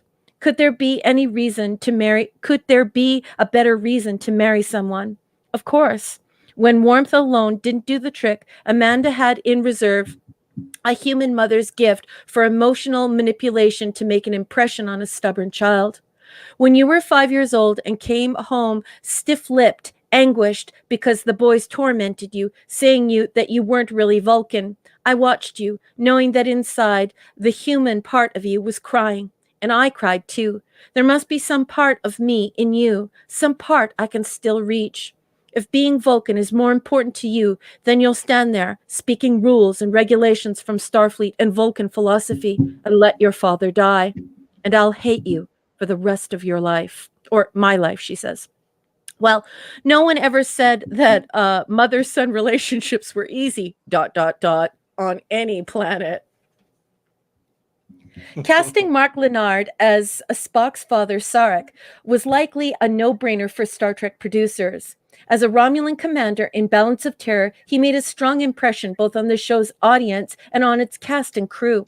A talented character actor, Lenard bore a fortuitous resemblance to Leonard Nimoy, quite possibly due to the fact that both men's parents were Jewish immigrants who came from the same part of the world, neighboring states in the Soviet Union. The fact that they were playing father and son was a bit more of a stretch, however. At the time Lenard was cast as Sarek, he was only 43, just 7 years older than the man who played his son. As gracious to the fans he encountered at Star Trek conventions as he was on set, Lenard became extremely popular with Star Trek fans, and they had plenty of opportunities to see him over the years. He was one of the few actors to play the same character in more than one incarnation on Star Trek. A few years after the series ended, he would voice Sarek in the animated series episode called Yesteryear. 2 decades later, he would reprise the role in a pair of episodes on Star Trek: The Next Generation. In between those appearances, he played Spock's father in the film Star Trek III: The Search for Spock, Star Trek IV: The Voyage Home, and Star Trek VI: The Undiscovered Country, as well as a Klingon commander in Star Trek: The Motion Picture. He also dubbed the voice of a younger actor who played Sarek in Star Trek V: The Final Frontier. Chief Engineer Scott once lamented, "I can't change the laws of physics." Even miracle workers like Scotty could no doubt repair a malfunctioning deflector shield with a paperclip, apparently yield to what they see as the hurdles of reality. Not so with Dr. McCoy, who has no compunction with shattering the equally impenetrable metaphysical barrier at the end of Journey to Babel. What was McCoy's shocking lapse in judgment? He broke Star Trek's fourth wall. There's an unwritten rule in entertainment. Performers are not supposed to address the audience directly from within the confines of the theatrical stage or sound stage. To do so is to break the fourth wall. That is, pierce the invisible screen that separates the audience from the goings-on within the context of the show they are watching. It's an intangible understanding between two parties, part of the willing suspension of disbelief that allows an audience to fall under the spell of a fictional work. While comedies occasionally break the fourth wall, possibly because it inspires additional laughs, dramas seldom do. It tends to jerk audiences out of the aforementioned spell that producers have worked so hard to cast. But here, at the end of Journey to Babel, it's the unthinkable.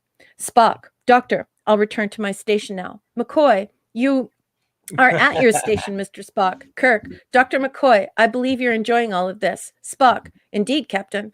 I've never seen him look so happy. McCoy to Spock, shut up!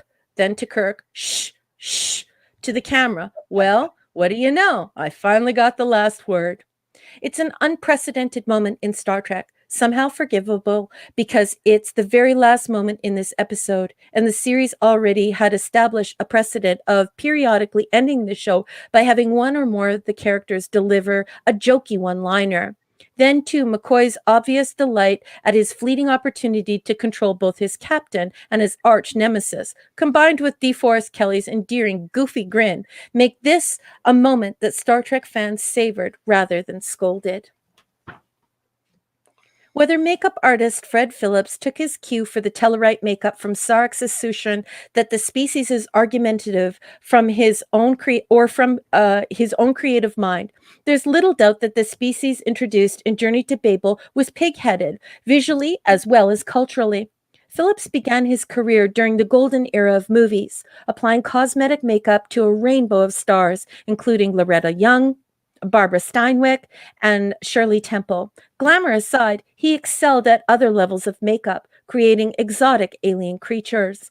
Phillips sculpted and molded the Tellarite's facial features into foam latex prosthetic appliances. While wearing the pictured nose, and there's a big picture of it here in the book, and cheek appliance for his portrayal of Ambassador Gov, actor John Wheeler found that he couldn't see properly through the eye holes, so he tilted his head back in an attempt to adjust his line of vision. By holding that snout high, Wheeler inadvertently added a pertinent level of arrogance to the character's demeanor. And that is all Block has to say about this particular episode. I'm going to throw it over to Clobby in the chat. What did you think of Block's coverage on this one?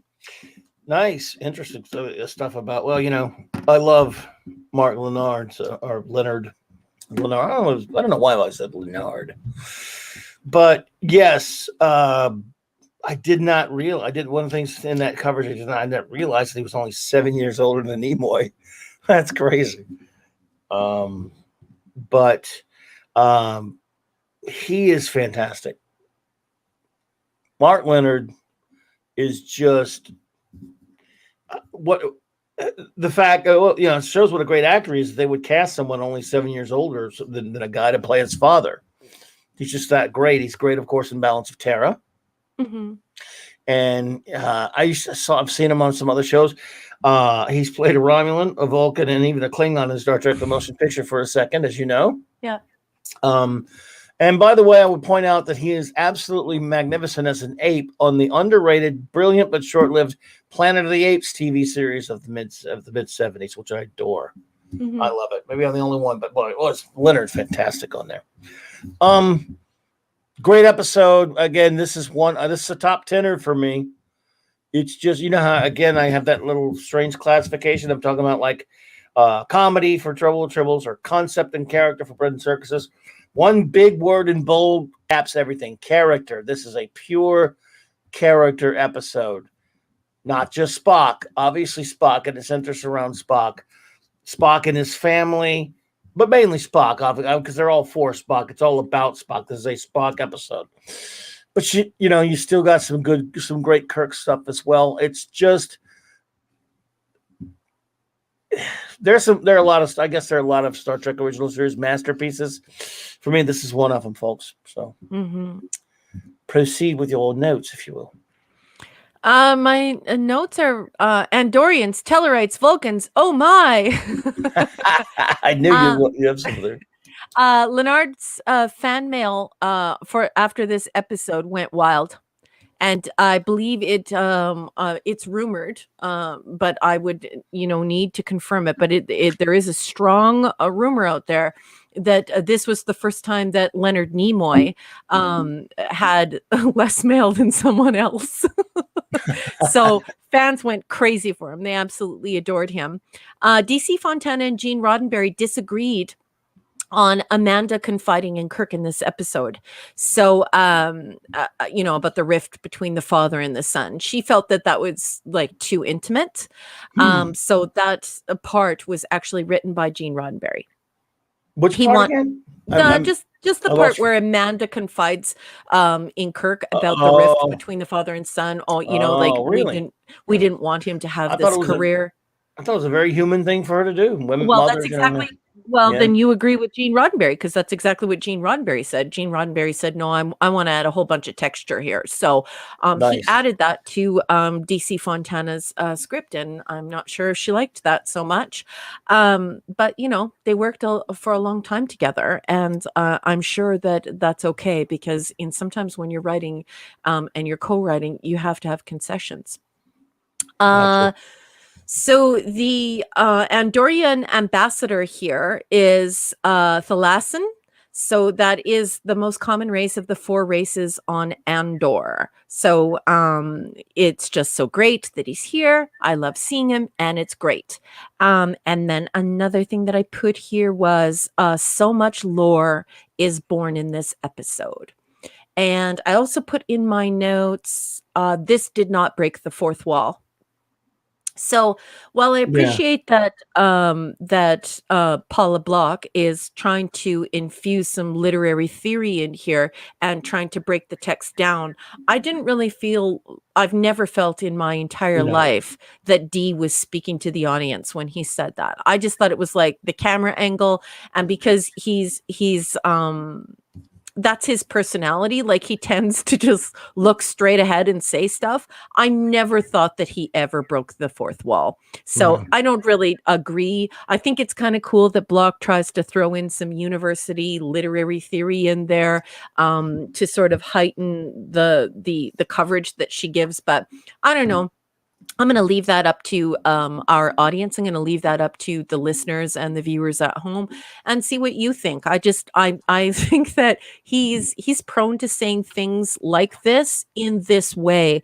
And throughout my entire life, I never looked up at DeForest Kelley in this episode and thought, oh, he's broken the fourth wall. He's speaking to me. I never thought that. Me either. That's a new one on me. That I was like, really? It never occurred to me anyway. What do I know? I mean, it's an interesting idea. I don't agree. Yeah. I mean, I think if you're going to look at it academically, there are arguments for both of these essays, which is actually a French word that just means a try, and that's what you do in rhetoric. A rhetoric is a try, and so I would be willing to entertain an essay, a try, in why this would be breaking the fourth wall. I just don't think that Block has done that. I've never felt that. I've been watching this for, I don't know, how long have I been watching Star Trek now? 45 years? And I've never felt that. Me either. I've never even heard that. Didn't even occur to me. So yeah. Well, it's because it's the very last scene, and he's supposed to like look directly into the camera and say, "I finally got the last word." But I don't know. The camera is always covering their faces in this way, so I don't know. Block. I don't think so. Also, Parrot Head walked through the door. Parrot Head. Hey, good to see you. Yeah, it never even occurred to me. Yeah, and that's an interesting theory. I just don't. We don't know who he's talking to. We don't know. He's just saying it to the whole room. I mean, some people, and maybe he's talking to himself. Remember, said if what about Doctor a moon shuttle conductor? If I jumped every time a light went up on air, I'd be calling up talking to myself. So yeah. Okay. Yeah, and that's exactly it. I mean, how many times do you hear McCoy say that he's talking to himself? He's talking to himself all the time. And if you went with Block, you'd be thinking that he was breaking the fourth wall all over the place, and he's not. I don't agree. But I mean, it's an interesting idea, and I would be willing to give her essay a try. I would be willing to hear her try out. But for me, I just don't find her argumentation compelling here. Indeed. Well, I tell you what, I love it. There's so many wonderful characters. I'm sorry, did you have more notes? Oh no, I don't. You read it so great. You're wonderful. No, you're wonderful. I'm totally out. I'm tapped. I just love Journey to Babel so much. Again, Star Trek is versatile. It's made us laugh tonight. It's given us wonderful concepts tonight, and it gives us a great drama that builds character. This is probably, if it's not the quintessential Spock episode, I'm not sure what is. This and Amok Time together, like almost companion pieces in a sense. Mm-hmm. Leonard and of course Jane Wyatt, just absolutely terrific. It was always kind of this one scene, of course. Oh God, I forget the quick cut to Kirk fighting the fake Tellarite from the Orion. Andorian, who turned out to be an Orion. Yeah. In the corridor, Thelev, I believe his name was, right? Yes, that is correct. It was a real fast cut from something, but I always kind of like that. So it's like, man, just 1 second you're somewhere else, and boom, you got that cool Kirk fight music using the Kirk food, having that fight with that. I thought that was terrific. Yeah. This is, of course, an episode where the warps hasn't been set yet because the Orion ship is traveling at warp 10, as Spock put it. And there's a reason for that, because it was a suicide mission, so they were able to use all of their power, thereby, endangering the lives of everyone on board. Right. And at that point, the fastest any ship had gone, so it's faster, but had the same weapons. They may be fastest, but they're not giants. Just through and through a thoroughly entertaining episode, back to front. Again, wonderful, wonderful character moments from everyone. But yes, of course, this is definitely one for Spock to shine, and he wouldn't be able to without the absolutely wonderful casting of the sporting, the sporting players. So I just love it. Again, you could go all night about every aspect of this episode. It's quotable, it's exciting, and touching as well. And of course, again, like you said, it's a lore episode. So it creates some. You know what? I was just sitting here thinking while we're talking about this, and since we have some people who are up on their Bible knowledge in the chat, when we say Babel, isn't there also a Bible story which involves multiple races of varying tongues coming together in Babylon? Yes. So I just think it's interesting that Block chose to discuss the fourth wall and maybe not what the title was inspired by. Because if you're going to go academic and you're going to go literary, why wouldn't you go in that direction? Do you know what I mean? Yeah, the Tower of Babel.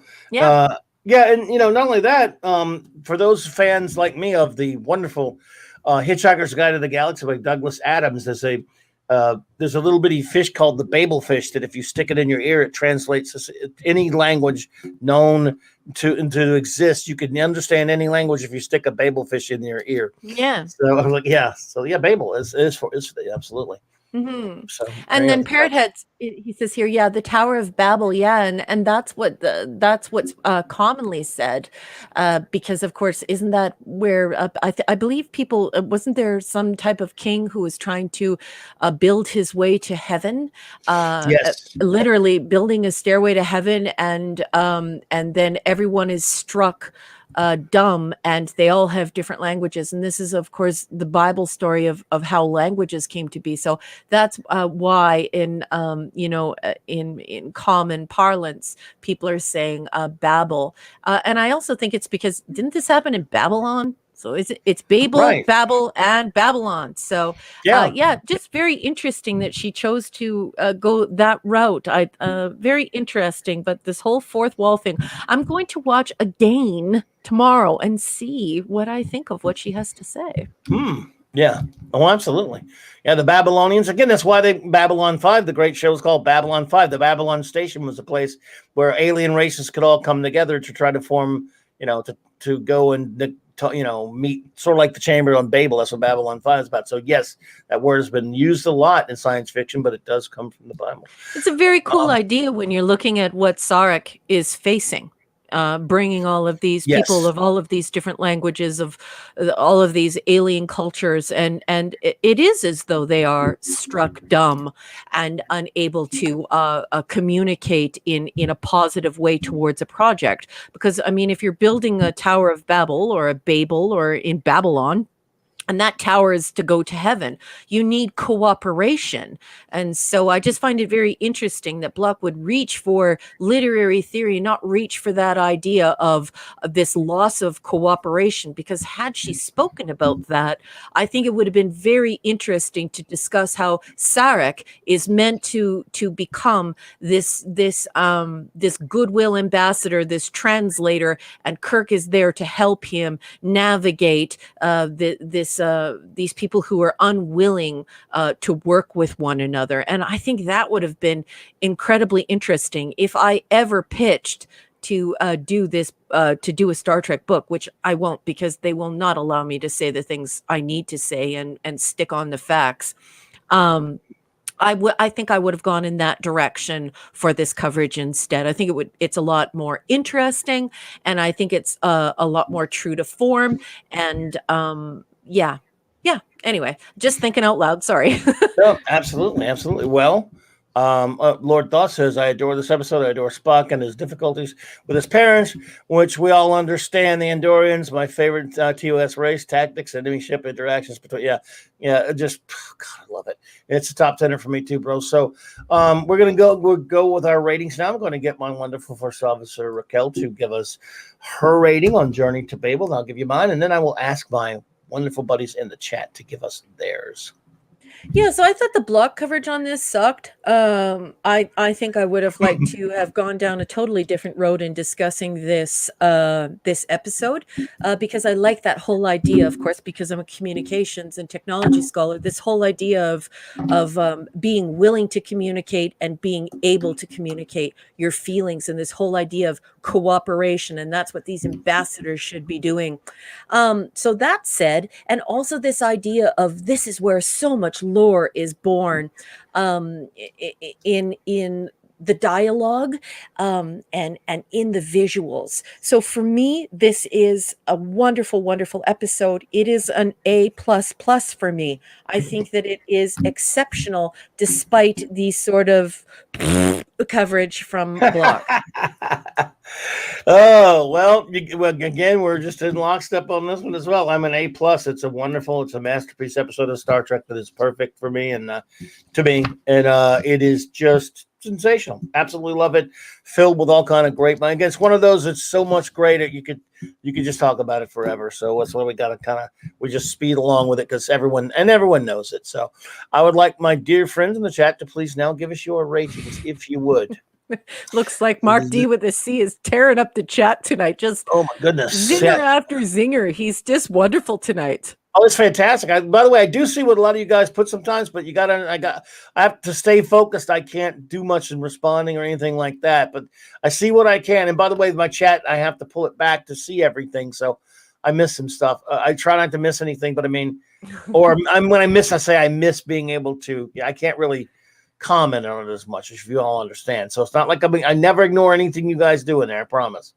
My Steves are all here, and so Steve Mitchum, Maddie's daddy, has taken a roll call as a request. So here is a song that is intentionally sung poorly, so please don't judge me. These are the Steves I know, I know. These are the Steves I know. These are the Steves I know, I know. These are the Steves I know. Nice. They love it. They can't get enough of it. So.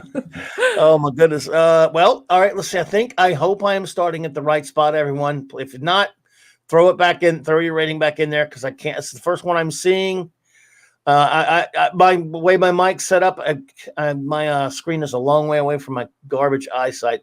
Anyway, well, it's not all Clobby's fault, folks. It's also the fact that once on this side of the StreamYard, it looks totally different. So once it starts to get out of control and you guys talk a lot, we actually lose it on this side. So it's not all Clobby's fault. True. So if you guys could please just reissue those snarky comments with your grades, we would just love you for it. We would love you.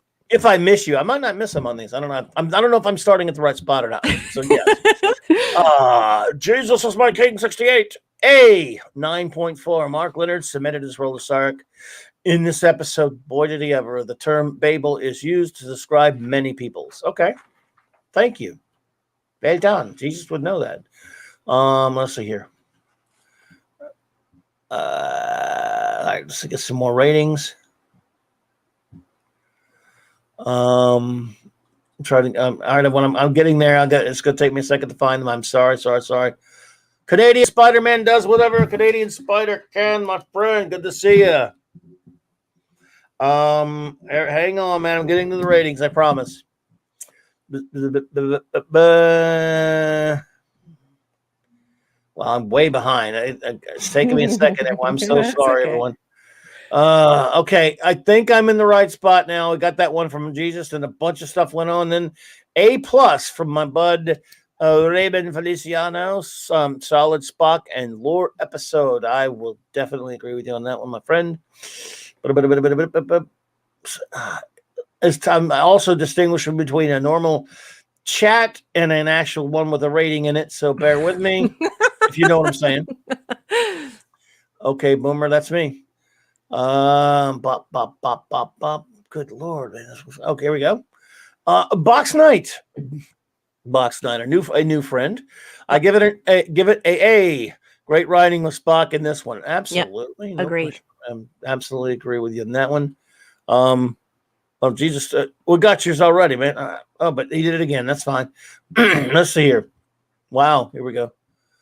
Esh, 104. I have a lot to say. Please. Plus, this episode hit home. Yeah. Let's see here. The conflict between Spock and Sarek, following Spock. I always get a kick out. He leaves the C off of Spock, but that's all right, buddy. Not meeting Sarek's expectations and join Starfleet instead of the Vulcan Science Academy. Sounds all too familiar. All I'll say is Indian parents. I'll read you, partner. I'll read you. Well, I totally understand. I have a lot of brown friends, especially Punjabi friends, and Esh was probably earmarked to be a doctor, right, Esh? Dr. Esh, Dr. Esh, Dr. Howard, Dr. Esh. Dr. Howard, Dr. Fine, I don't know. Spock trying to wrestle his responsibilities with clearly wanting to save his father was fascinating. The over storyline was great, and the McCoy lines at the end. Yes, absolutely, sure, absolutely. I hope I didn't miss a rating. And we got one more from Ash there. We're trying to get those ratings in, folks. Also, I'm a huge softy, and every time Sarek did the hand thing with his wife, and they looked into each other's eyes, you could tell they loved each other. Yeah, and my heart skipped a beat. Skipped that was adorable. Yes, it was. Yeah, what great comments! You just made me do one of those heavy sighs that I usually only get when I'm at book club. I love you, Ash. A bunch of pluses. Yeah, Bud Rod Thunderheart. It's a gooder, as we say in Canada, right? Rod Thunderheart. Oh, ace. So that means, what does the NCC 1701 mean again? Does that mean it's an A plus or? Well, I think that the NCC 1701 means it's perfect just the way it is. NCC 1701A is one step down from that. B, C. Oh, yeah? So is that your top rating, brother? Man, dude, he likes to confuse me. We love you, Ace. Ace is a great friend. Love you, buddy. You know that, man. Miss you, man. I miss you. I gave it Arthur Herbert Fonzarelli. Hey! Mark Leonard was perfect casting. Always seemed like he was so noble and stoic. I like McCoy. I speak for myself. Yeah, loved how Spock said, "Why did he marry her?" Indeed. Yeah. Why did you marry her? Yeah. What lovely words! What lovely words to describe that character. I just love that, Eric. That was just great.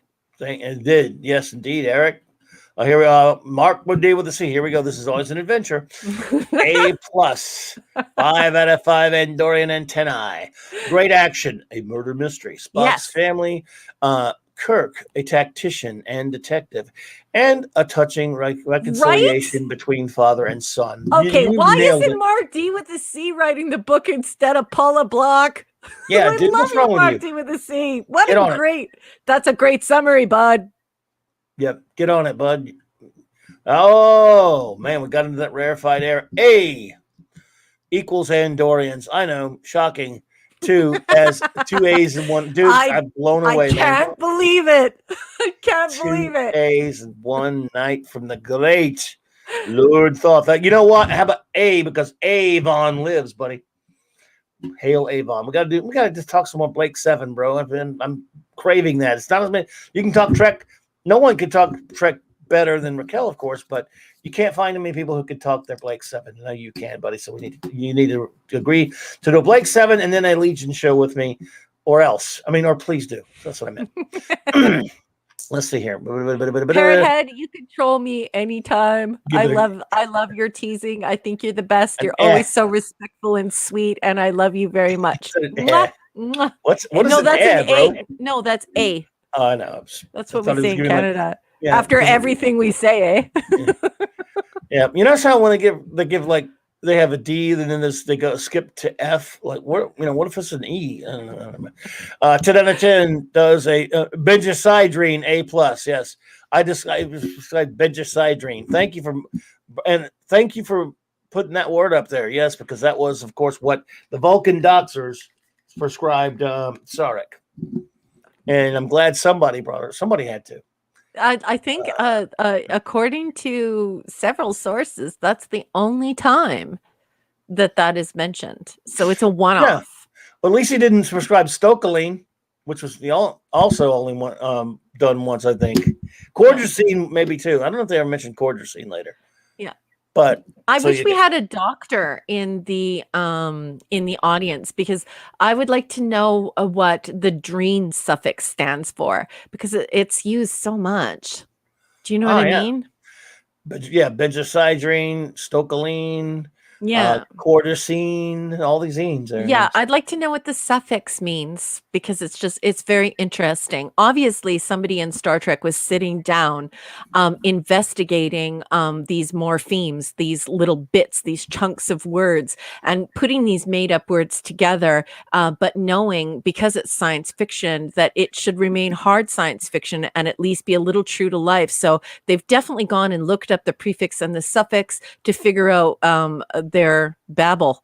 Indeed. See what I did there? Where's Yes. TMF? Where is Where are you, TMF? TMF? Where are you when we need you, TMF? Apollome's minion, a B. Okay, that's a surprisingly low rating. Apollomy.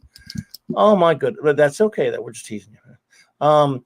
Phantom Outsider, A. In this episode, we learned the very important fact that Vulcan children can be jerks. True.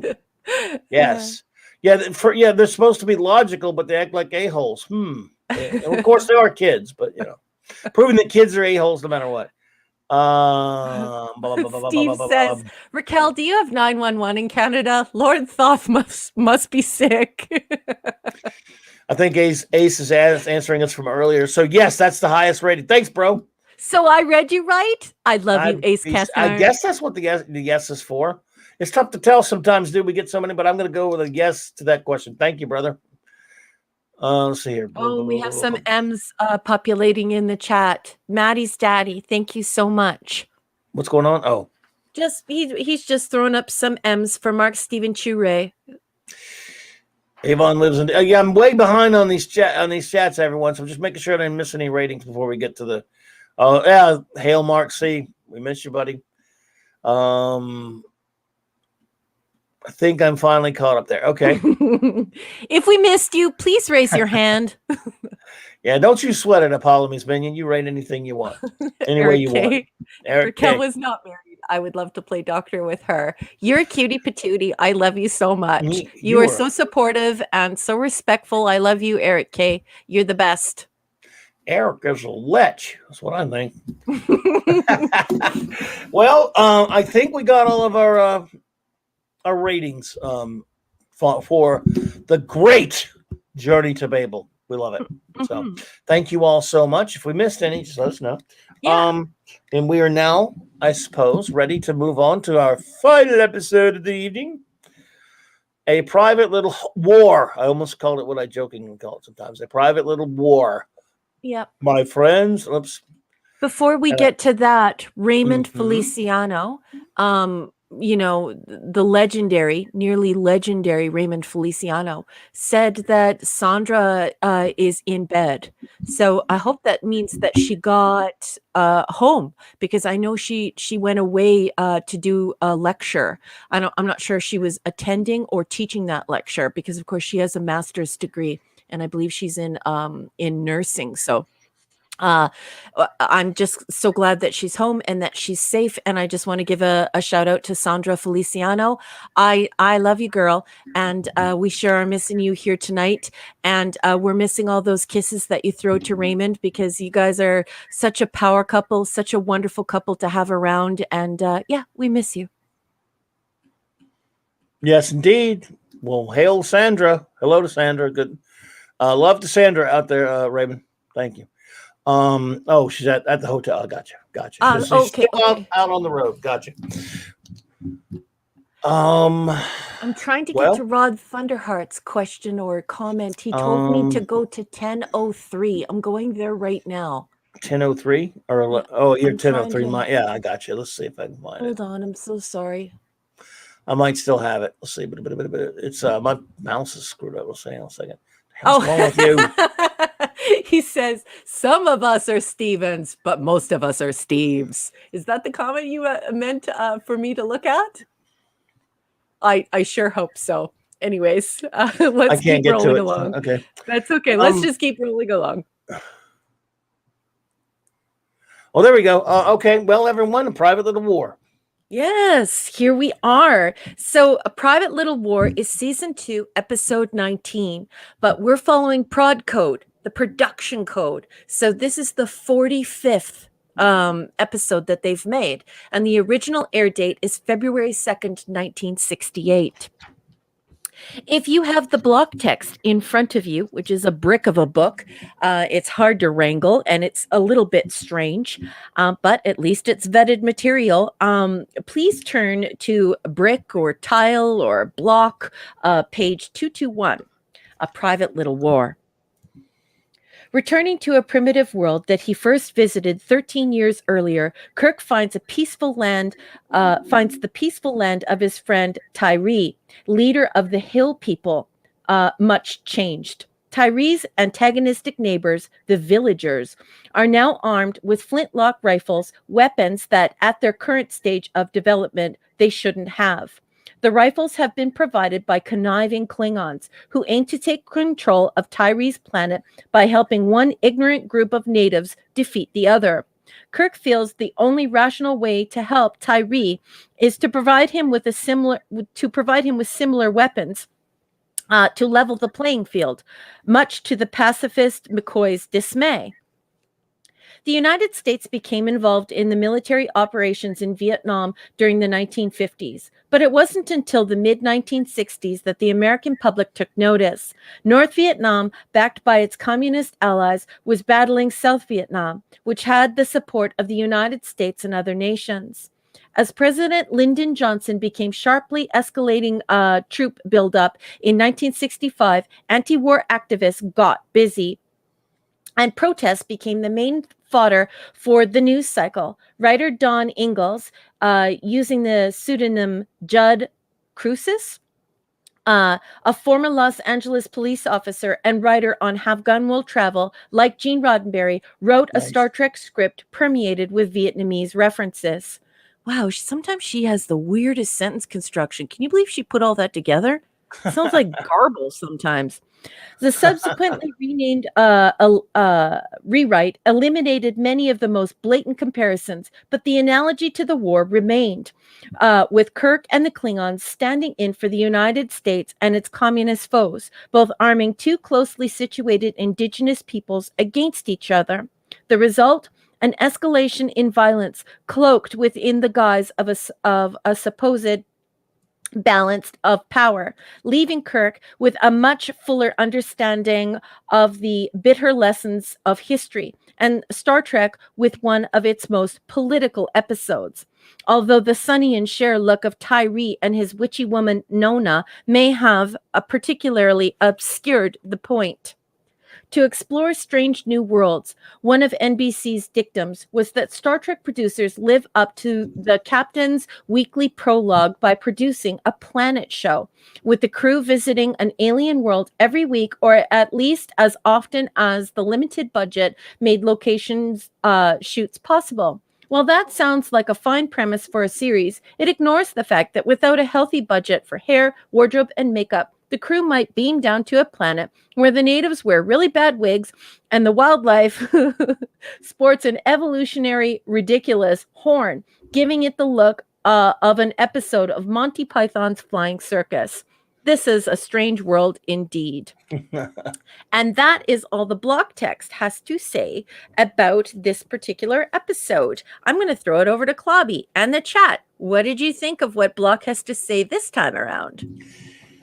Pretty interesting stuff. I gotta say, I'm not the biggest fan of this episode. It's very well intended. Maybe a little heavy-handed. Some of the stuff some kind of stuff that just I'm not very comfortable with, to be honest. But some of the stuff I actually enjoyed. I really like Dr. Mabenga, who we'll only get to see one more time after this, which is a shame, by the way. I like him, so some of the stuff with him, some of his scenes, I think are pretty good. I'm not. I guess I don't know. I'm not unappreciative of the concept and what they're trying to do here. I just found it to be a little bit heavy-handed in this case. And look, we all love a good Mugatu, but I don't know. Kind of again a good try. It was a good theory. I don't really hate it very much or anything. I'm not mean to it, and I'm trying not to be a toxic male here, but Well, okay, what do you I'm just mean? gonna You're do not it. a toxic male. You're probably one of the most gentlemanly persons I've ever met. So let's not be Now I'm a ridiculous toxic here. male. Look at You're this. not a toxic male. Just I love her. yeah. I What's her love name? this. Nancy Kovac? Yeah. Oh, okay. So I can watch that episode and not even care what's going on with her if she's been in every scene. I'm not sort of kidding, everyone. I don't know. She's one of my favorite of the Trek guest ladies. But I do find it again, it is some of the arguments between Kirk and Spock are also, excuse me, Kirk and McCoy are highlights about their conflict, and they did not end this thing. It was not a clean resolution. The two of them did not agree. But I do believe Kirk ultimately had no. I do love the quandary he was in. I do love that they came away really. He had to be the devil. He had to arm these people, or they would be destroyed because of what these Klingons did and messing around. So I'm not unappreciative of it. I don't think it's bad or anything. I think it's a good one for concept and morality and ethics that Star Trek does so well. I know, I see him, but I'm not the biggest fan of the episode, so it's again, don't hate it or anything. It's not one of my faves. I don't know about you, but anyway, go for it. All right. First of all, I have to tell Eric K that I spoke with my husband this evening, and he and I are going to do the Canute Witch cosplay. Oh, I'm totally doing it. I'm doing it. I've never done it before. Someone did one. Look. Oh yeah, but mine is going to be way more. Well, we know that. Oh, yeah, come on. But yeah, I'm totally doing it. I just have to. And this is one of the dumbest Klingons they ever had, by the way. But anyway, go ahead. This guy. Yeah. What the hell's wrong with this dude? Go ahead. No, sorry, go ahead. Okay, so Gumado was the horny unicorn gorilla's original name, but D actually couldn't pronounce it, so he kept on bungling it. So they actually changed the name of the creature to the one that D could most likely say, or like one of his versions of trying to say Gumado. He couldn't say it, so that's how they came up with the name. The creature was designed by Janos Proskaska. My Polish is not good. If you say my Polish is not good, I already know my Polish is not good, and I think that's Polish, so leave me alone. Anyway, so Janos, yes, Eric K, I will be posting pictures from that. Oh, hell yeah, you better. So that's the same guy, as I've told you guys before. That's the guy who designed the Horta. So I think that the block text should have said something about that. And I think it's weird that her, like, I don't know, you can definitely tell that DC Fontana didn't like this episode very much, because it doesn't seem like Block really covered this episode, and she didn't really talk about any of this interesting stuff. So anyways, right, the creature's real name was Gumado, and I call him the horny unicorn gorilla. So the footage from the Alice in Wonderland rabbit from Shore Leave was reused here, and you will know that when you look at the foot impressions in the soil. So they didn't refilm that. That's just from Shore Leave. And then I put naval alert, the seal is broken. And if you're a Trekkie, you know exactly what that means.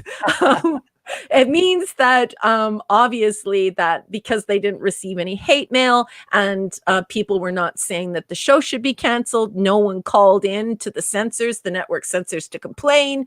We have a little more naval here. And guess what, everyone? No one died. Naval alert, the seal is broken.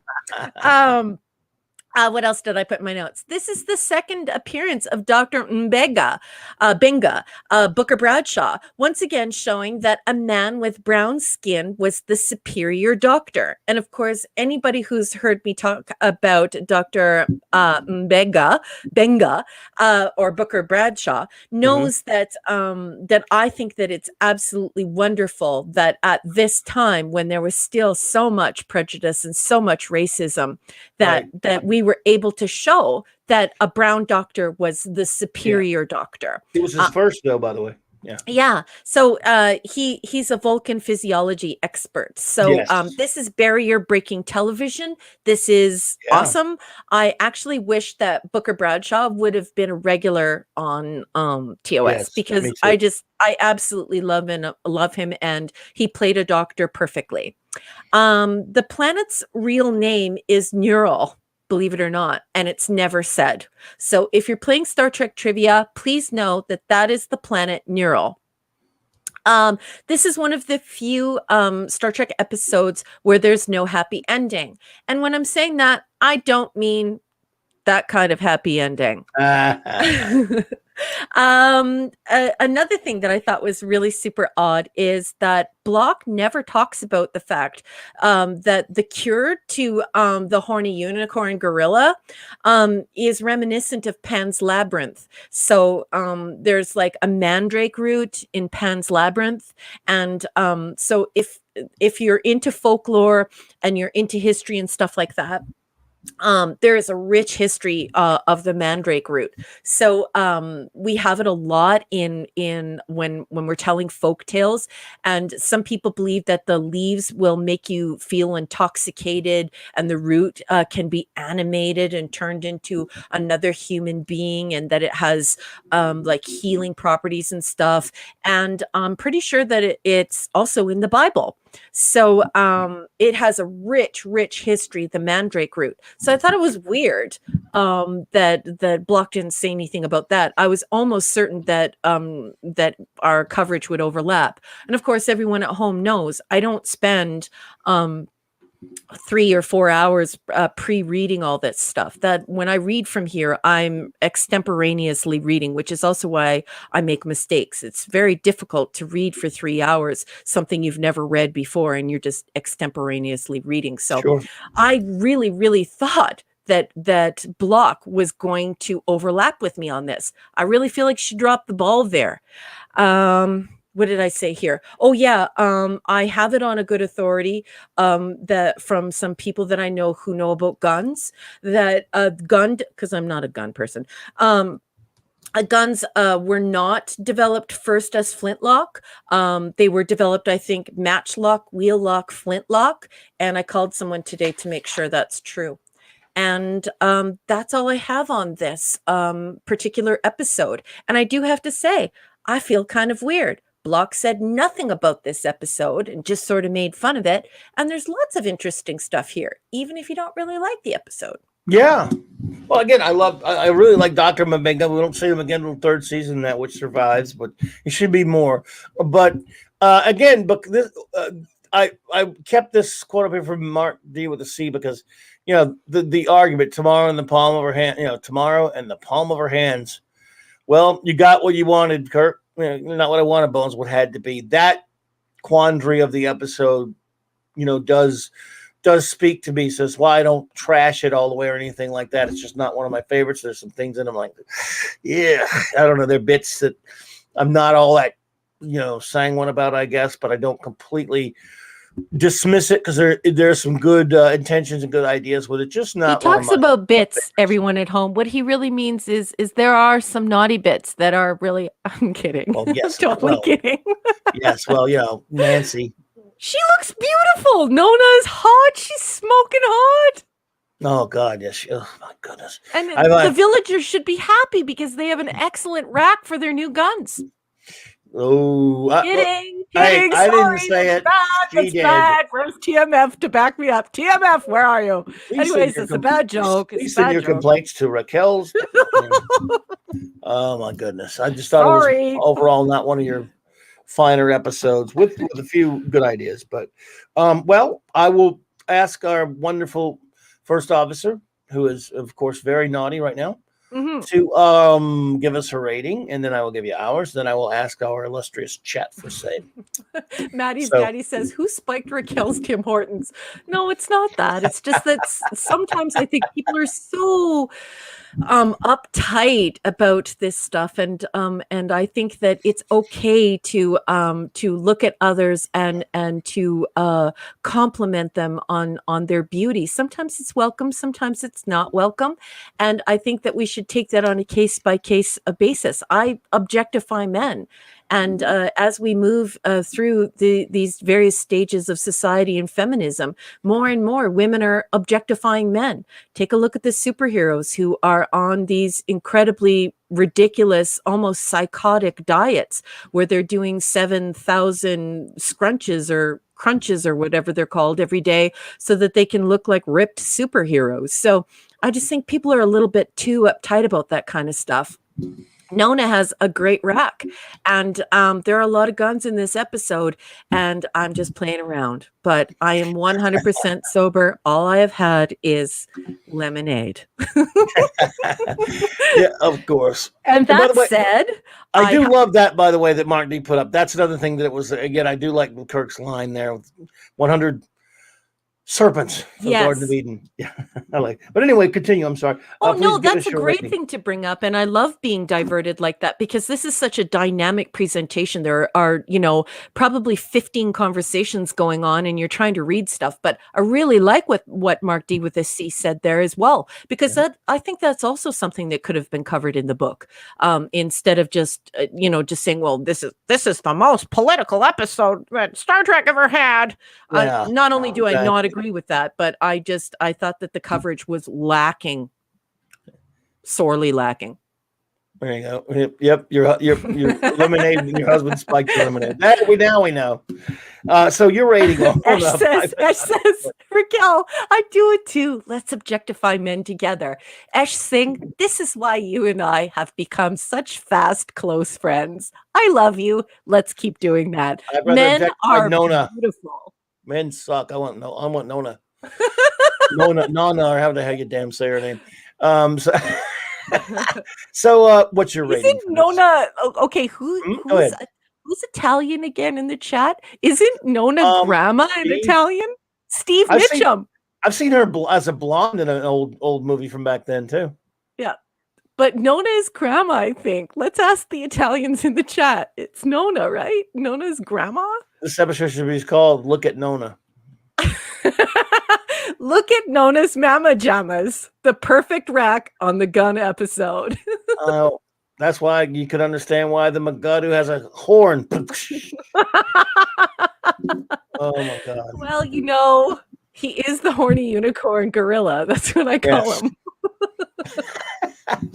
Well, okay. I'm sorry, Clobby. No problem. B-. I'm giving it a B-, and it's not even a strong B-. It might be a C+. I'm not really fond of this episode. I think the only redeeming quality is the Canutu witch. She is just absolutely stunningly gorgeous. I cannot wait to do this cosplay. I am so happy that I got to revisit this, and I had to stay home for a year because of this stupid vid, because it has inspired me to expand my cosplay. And nice. Cool. Again, I give it a C. And I just not one of my favorites. There's a lot of stuff in there. I'm like, I don't want to use the word cringe so much, but a lot of hokey crap that I didn't really like. Oh no, I like that you use the word cringe. That's a great word. It has got a few cringy things in it. I mean, got to be honest with you. But some of that hokey crap with her the whole scene when she's performing the witch doctor mumbo jumbo crap on Kirk and all this whatever. So that but again, Mabenga, good, really like him in the episode. Love her for obvious reasons, and I love some of the some of the moral quandaries in the episode. But on balance, I don't find it to be a very compelling or really well written episode. I mean, just not a compelling episode for me personally. So a C. Now, chat, my friends, please give us your ratings on A Private Little War. Steve says, really? Nothing for #serpents? Not even from Raymond Feliciano or Mark D with a C? And Mark D with a C quickly responds with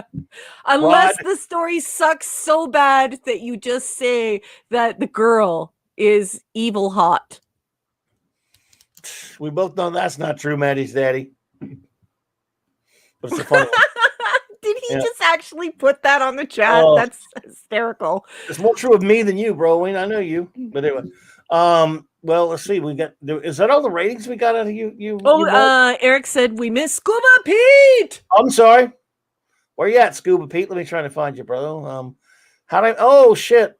Well, I see your name. I didn't see a rating. Let's see. I'm sorry. You missed the Scuba Pete. There we go. Thanks, Eric. I can always count on you, but yes, that's Nona. I give it a double D. I mean a B.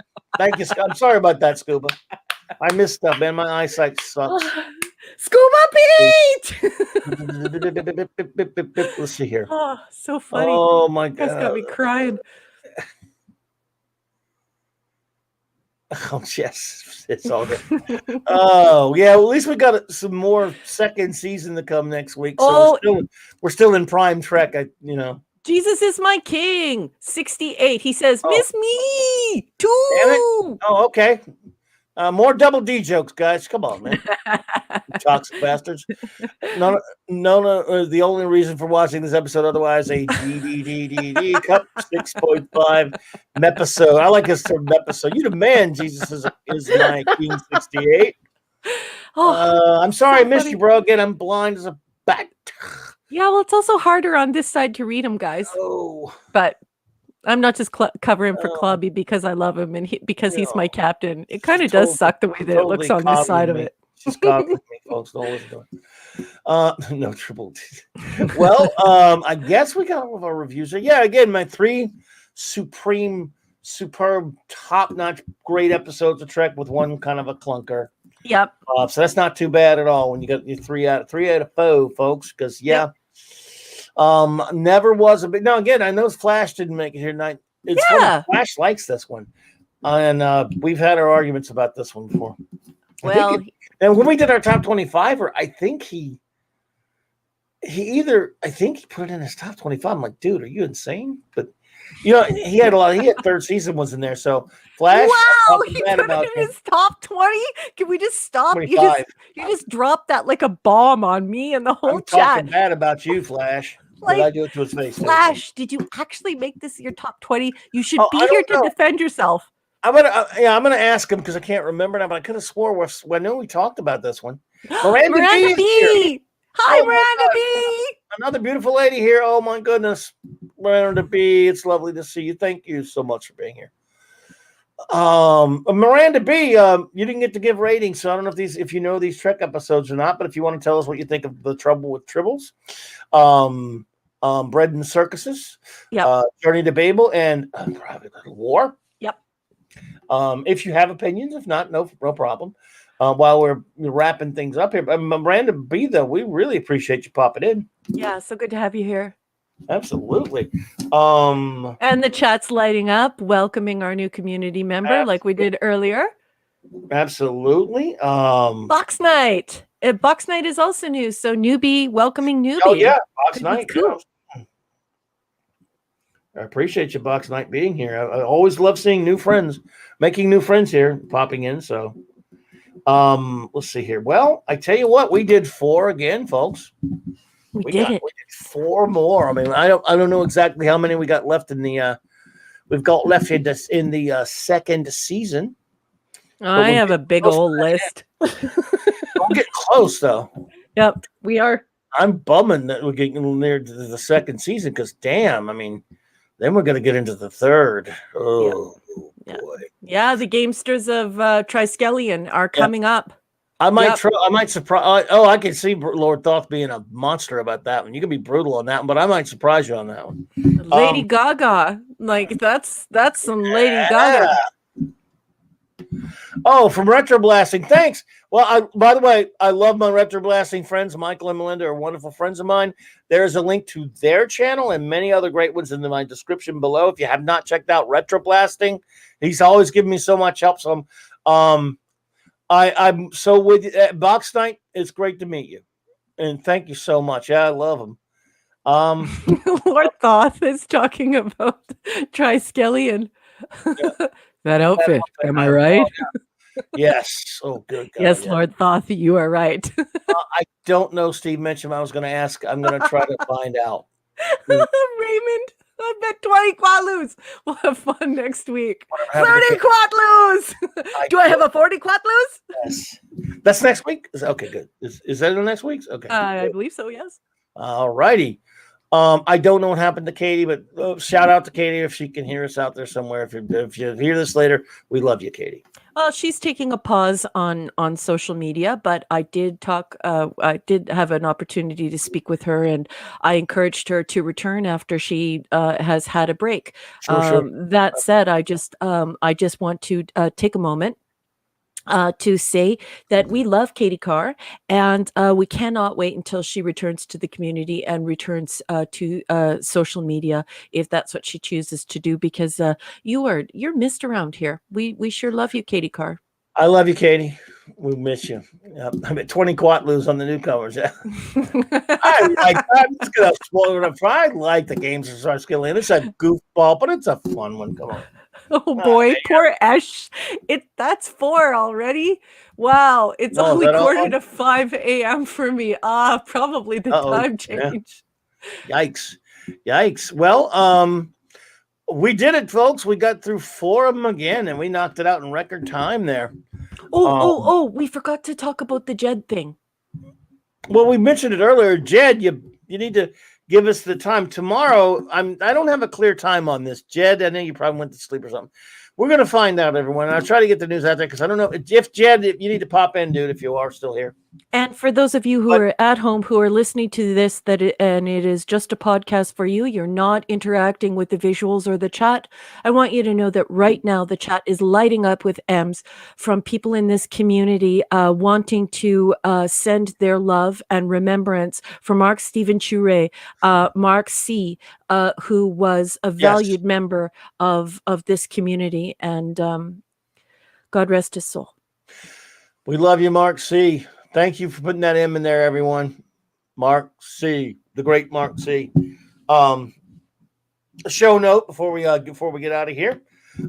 Again, Ash's show, Ash and Jed. Here we go. All right, look. Thank you, Ash. Doing because Jed went to sleep. I don't know. Just for tomorrow's stream, I bought and watched all. Okay, Ash, could you get me a time on that? You're part of that stream, I guess. Tomorrow's stream, everyone, that Jed and Ash are doing at Pop Culture Archivists. They had Uche and Ryan the other night on their show, and I didn't get to hang with them too much, but I saw that. But they are having a show tomorrow night. Here's Jed. What's that, Jed? What are you doing? Tomorrow, the Eric K, the best wrench in the entire business here, he's right on top of it. Thank you so much, Eric. I'm not sure the time yet. I think he said 11:30 a.m. Pacific Standard Time, which would mean 12:30 for you, 1:30 for me, I think. Mm-hmm. I'm not anyway, it's going to be a stream for William Shatner's birthday, the greatest captain of all. His birthday is actually Monday, but they're doing a stream for him tomorrow and Sunday, which is, of course, Monday, same birthday as my son. Okay, 11. There we go. Thank you, sir. So what's the significance here, Ash? You're saying that you bought all the TOS movies. Is that what we're going to be talking about tomorrow? Oh, no. It's just because he wanted to see them. This is a Shatner thing, but he did say he didn't want to go into it without, in case we talk about the movies or whatever. So he wanted to school himself. Yes. Okay, so Ash Singh is, if you don't know and you're not a part of this community and you're just tuning in, Ash Singh is really young. He's the next generation that is going to pick up this wonderful IP and make it a part of his fandom and make it a part of his life. And in so doing, he's making sure that TOS is never forgotten. So I think that it's so wonderful that Ash Singh would show an interest in TOS and in these movies and become a part of our community and keep this special and wonderful thing alive for future generations. Love you, Ash Singh. Indeed, Ash. I'm looking forward to hanging out with you tomorrow, Ash. It is yes, special guest. They will actually have the great Robert Meyer Burnett. RMB will be there, and they said one of the greatest trekkers ever, and an all-around really nice guy. I'm looking forward to talking to him, and we all are. I hope I would like to, never got a chance to actually talk to him, so that'll be fun. We'll get to visit with him. And so, we'll just be, happy birthday to William Shatner. Will be actually his birthday. It's Monday, like I said. So that's tomorrow, 11 a.m. Pacific Standard Time. Show note, before we start saying our goodbyes, Monday night. From now on, my Monday night comic book show is forever called Monday Night Mark C. And it will be, and not a lot of you will be interested in this sort of thing. I've got to do this show. I got to get it out of my system. It's comics, but it's the comic book strip creator Hall of Fame, the first one, inducting the first 10 in the great pantheon of 10. I'll be doing induction ceremonies on that every now and then, and a couple times a year. Until I run out, and won't take long to run out probably. So again, this is a fairly duly elected group of inductees, all voted on by me. So yes, a fair election, folks. So anyway, that is of course Monday night, 8 p.m. Central Standard Time. So I want to thank all of you fantastic friends for being here tonight. You have been, as always, just spectacular. What a great chat we have here, my dear friend, my dear first officer. They are amazing. Thank you so much. And yes, thank you, RN. There you go. Yes. Please make sure that, you know, that you, if you like reading books, go ahead and pick up Raymond Feliciano's book. He has the URL for it in the chat. So if you're just listening to this as a podcast, that URL is at the ready. So go ahead and click on it and pick up a copy of Raymond's book. Absolutely. Now I want to say some goodbyes here, and I hope we get everyone. If we missed anyone, I apologize. But we got Esh, of course, our great buddy Esh. Esh, see you tomorrow, man. Thank you for being here, bro. Yeah. Of course, the great Maddie's daddy, brother. Steve. Always appreciate you, bro. Mwah! Thanks for being here, man. You the man. The great Lord Dolph, Avon lives. Yeah. Long live the Legion, my Love friend. you. You were hysterical tonight. The whole chat was hysterical tonight. Dude, I mean it, man. We got to do a Legion show. We got to do a Blake 7 show because there's just not enough of us left, man. It's sad that just few. So we're dying off, man. We have a latecomer. Do we? A podcast with Ian Slater. Hey, Ian Slater.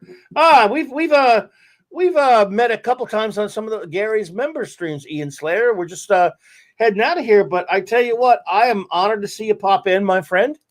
And I would love to talk to you sometime. Yes, this is the end. We've been going for almost close to 3 hours. We reviewed 4 Star Trek episodes tonight, as we do every Saturday night, my friend. But I'm honored that you stopped in, and I hope you will join us again sometime. I know you do a show, and dude, I appreciate you. And again, we're always honored that anyone new popping in. We like making new friends here. And I know Ian is a cool dude, a very smart fellow, and a fellow geek, of course. So, and he has a channel. I don't have a link to it right now, Ian, but he has an up-and-coming YouTube channel as well. And I don't have the link right now. I'm sorry, buddy, or I would put it in there. Yeah. And so, but if you could find, maybe you all could search it. It says it's the podcast with Ian Slater. Hey, no, nothing to be sorry about, brother. We're glad to see you. Please check out his channel and support it. And Box Night, just so you know, the custom around here, we're a pretty close-knit community. Our chat isn't quiet, and we just talk to them or talk at them. You're an important part of this community, so it takes us a while to say goodnight. So just it takes me a minute. if you want to sit tight, it's because we basically have conversations about all the different things that everyone has going on, so that we can stay connected. And we also like to make sure that we say goodnight individually to each one of our friends. A lot of the people in this community know each other in real life. And so, you know, we're all important to one another. So if you're wondering, what, are they ever going to hang up? Are they ever going to shut it off? We that's our custom around here. We're really warm. We're really caring. And we make sure we don't forget a single darn person. So I hope you'll stick around for it, because we just say all sorts of stuff in the closing remarks. Yes, take some time for us, because we like to get everybody. The great Eric K. Yo, brother. Dude, man, I really appreciate you. Thank you so much. Love you. Thank you for helping us produce this show. You are so wonderful. Thank you for taking care of everyone and for building this community and getting the information out there that we need. Your help is invaluable, and we love you so much. The great Phantom Outsider. Love that name, my friend. We appreciate you, bud. Such a great name. It is great. Our old buddy, RN Feliciano, Raymond. Thank you, bro. Always a pleasure, man. We appreciate you, sir. Yes. And everyone, you can check out his book. There's a link in the chat there. And of course, there's the info on that. And he had to leave, but I'm going to say it anyway, because we like saying it. Our good old buddy, Dr. Hercule Monkey. Dr. Hercule Monkey. You say it way better than me. A fantastic friend of the channel, just one of our best buds, the great Mark. Mark, D with a C. I always get it backwards. Mark D with a C. Brilliant tonight. Brilliant As performance. always. He was just turned into comedian extraordinaire. It was so distracting that we actually had a few moments of silence tonight as I was just running through reading everything. Oh, yeah. You actually made me cry laughing tonight. He's the man. Mark's of course, the great Ace Cast Iron was your Ace. Yo, bro, love you, man. Wherever you are out there, buddy, miss you. You're the man. Mwah! One of my greatest friends ever, one of the greatest dudes there ever is. He is a superhero to me. And they call him Scuba Pete. He's the king of Ramba Beat. Scuba Pete. Scuba Pete. Thank you, buddy. Jesus is my Lord and Savior, or whatever. Yes. Steve Jesus. Good to see you, buddy. Thank you, man. Always appreciate you, bud. Or Jesus. I'm not sure which. Jesus. Yes. I'm not sure which it is, but it's one of them. Jed. All right, buddy. I'll see you tomorrow, man. Thanks for being here. I know you were here earlier. Hope you didn't go to sleep. You probably went to sleep. Roof Korean is John Galt. I like that name. Yes. We appreciate you, sir. It was so good of you to stop in, and I hope you will I hope you have subbed this channel and that you hit your notification. And I'm just going to take this second to remind the chat, if you haven't hit the like button, would you please go ahead and do that, and please share this stream. Roof Korean, I am so happy that you popped in. I hope you'll come back. Absolutely. Captain Trek. Hey, man, still out there. Thank you for being here, buddy. Good to see you. Thank you for coming. Just Joe 47, aka the great jobber, old friend of the old times of my show. I don't know if you're still there, bro, but you did pop in, so big shout out to you. Always love seeing you, brother. Appreciate you, man. DD Myers popped in earlier. Don't know if you're still there, but I'm just grateful that you popped in. Thank you. You get a shout out whether you were going or not. Yeah, that's right.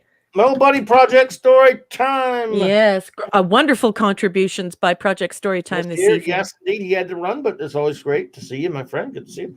I wrote it that in Box Night again. Thank you so much, Box Night. It's so nice to meet you, and thank you so much for your exceptional participation. You fit right in. Absolutely. and made some fast friends tonight. And I sure hope that you're going to go ahead and hit subscribe to this channel and hit that like button. And please don't forget to hit your notification bell, because then you're always going to find out when Clobby's on.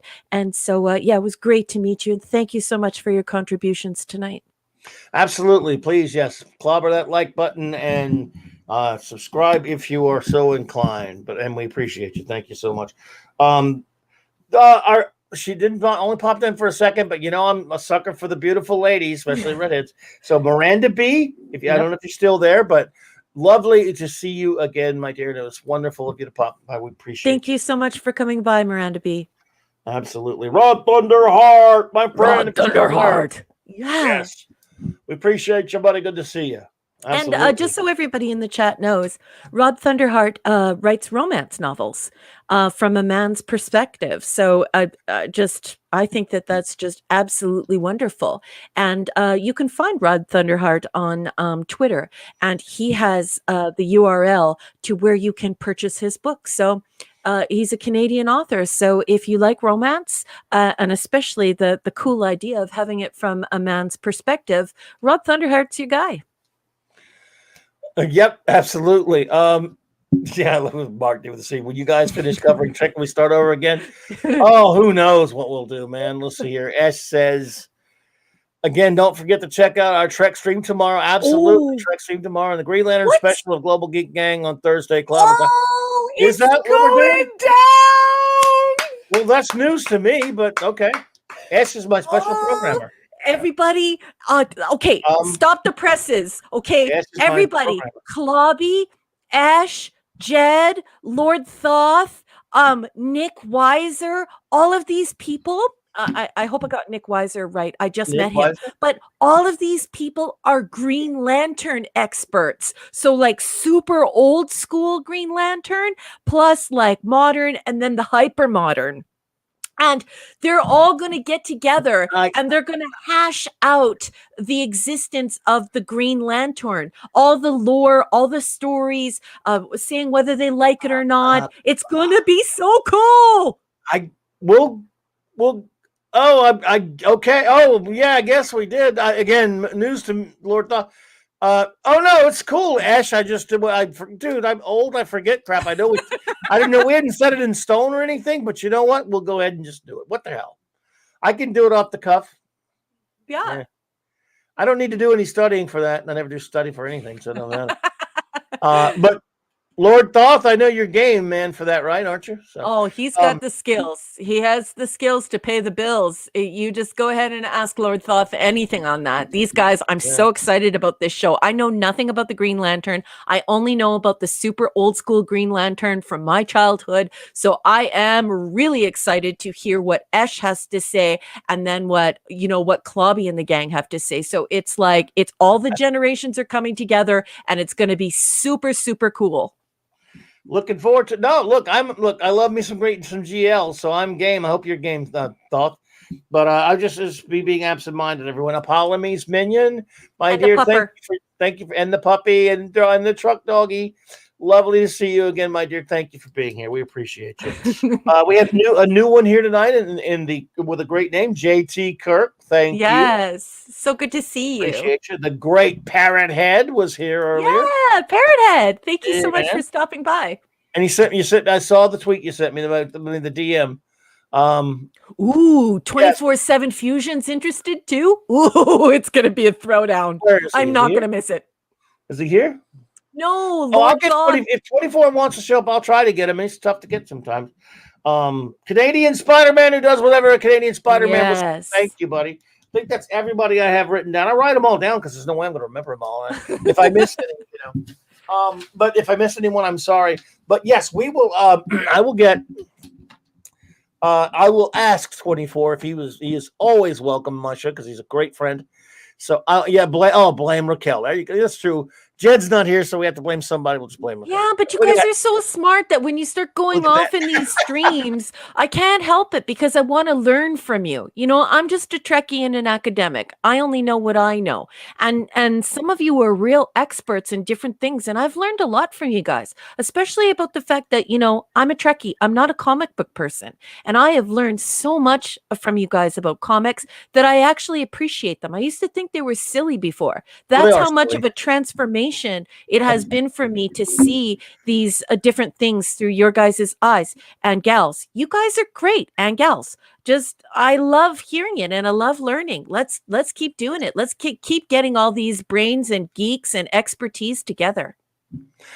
Well, comics are silly, actually, but we love them anyway. I mean, I love the art form, but they're pretty wow good. Now that I have those, what are they called again? What are they? Golden Key? Gold Key Trek. Oh, yeah, Gold Key Trek. Oh, and now that I know that those are oil paintings, just blew my mind. Covers. Yes. Oh, I love those old covers. What movie I don't know what movie you're referring to, Mark D with a C, but it's not for me to say. Get out of here. Fucking we was 24/7 to say sweet jumping Christmas. Everyone, hey, look, I appreciate you being here. I got to make a reminder for tomorrow's Shatner show. I'm looking forward to that. 11:30 a.m. Pacific Stranded time, everyone. Yeah. No Man of Stool. Lord Thoth, you keep that profanity out of the chat. Man of Stool. Oh, Green Lantern. Okay, they're talking about Green Lantern. Yeah, that movie's. Yeah, we'll talk about it. I know, and it's. Oh boy, that movie. Yeah, I love your review. That's, ladies and gentlemen, that is Raquel's review of Green Lantern. This is my review of Zack Snyder.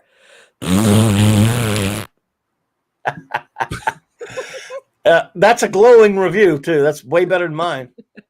Mine cannot be put into words. What was that you said, Ash, again? What was that? Did you say this?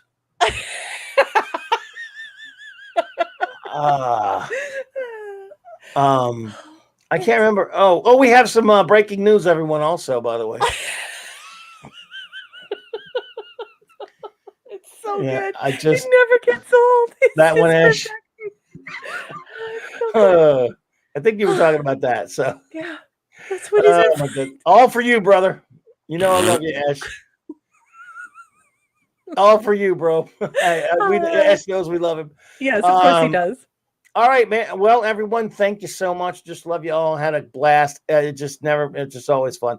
And yes, again, I'm not getting on a too somber of a note, but as always, all hail the great Mark C. We miss you, brother. Yeah. Thank you all so much. We will just sign off here and see you tomorrow on the Shatner stream with Jed, who went to sleep, and I'm going to be mean to him for it. I know I probably went to sleep. I don't know if he did or not. LLAPD, everybody, I love you all. Have a great week. And if you can't make the other streams, I just want to send you off on your week, knowing that we all love you here. And we'll see you next Saturday. Take care, everyone. Have a great night and see you tomorrow and all that stuff. A great week.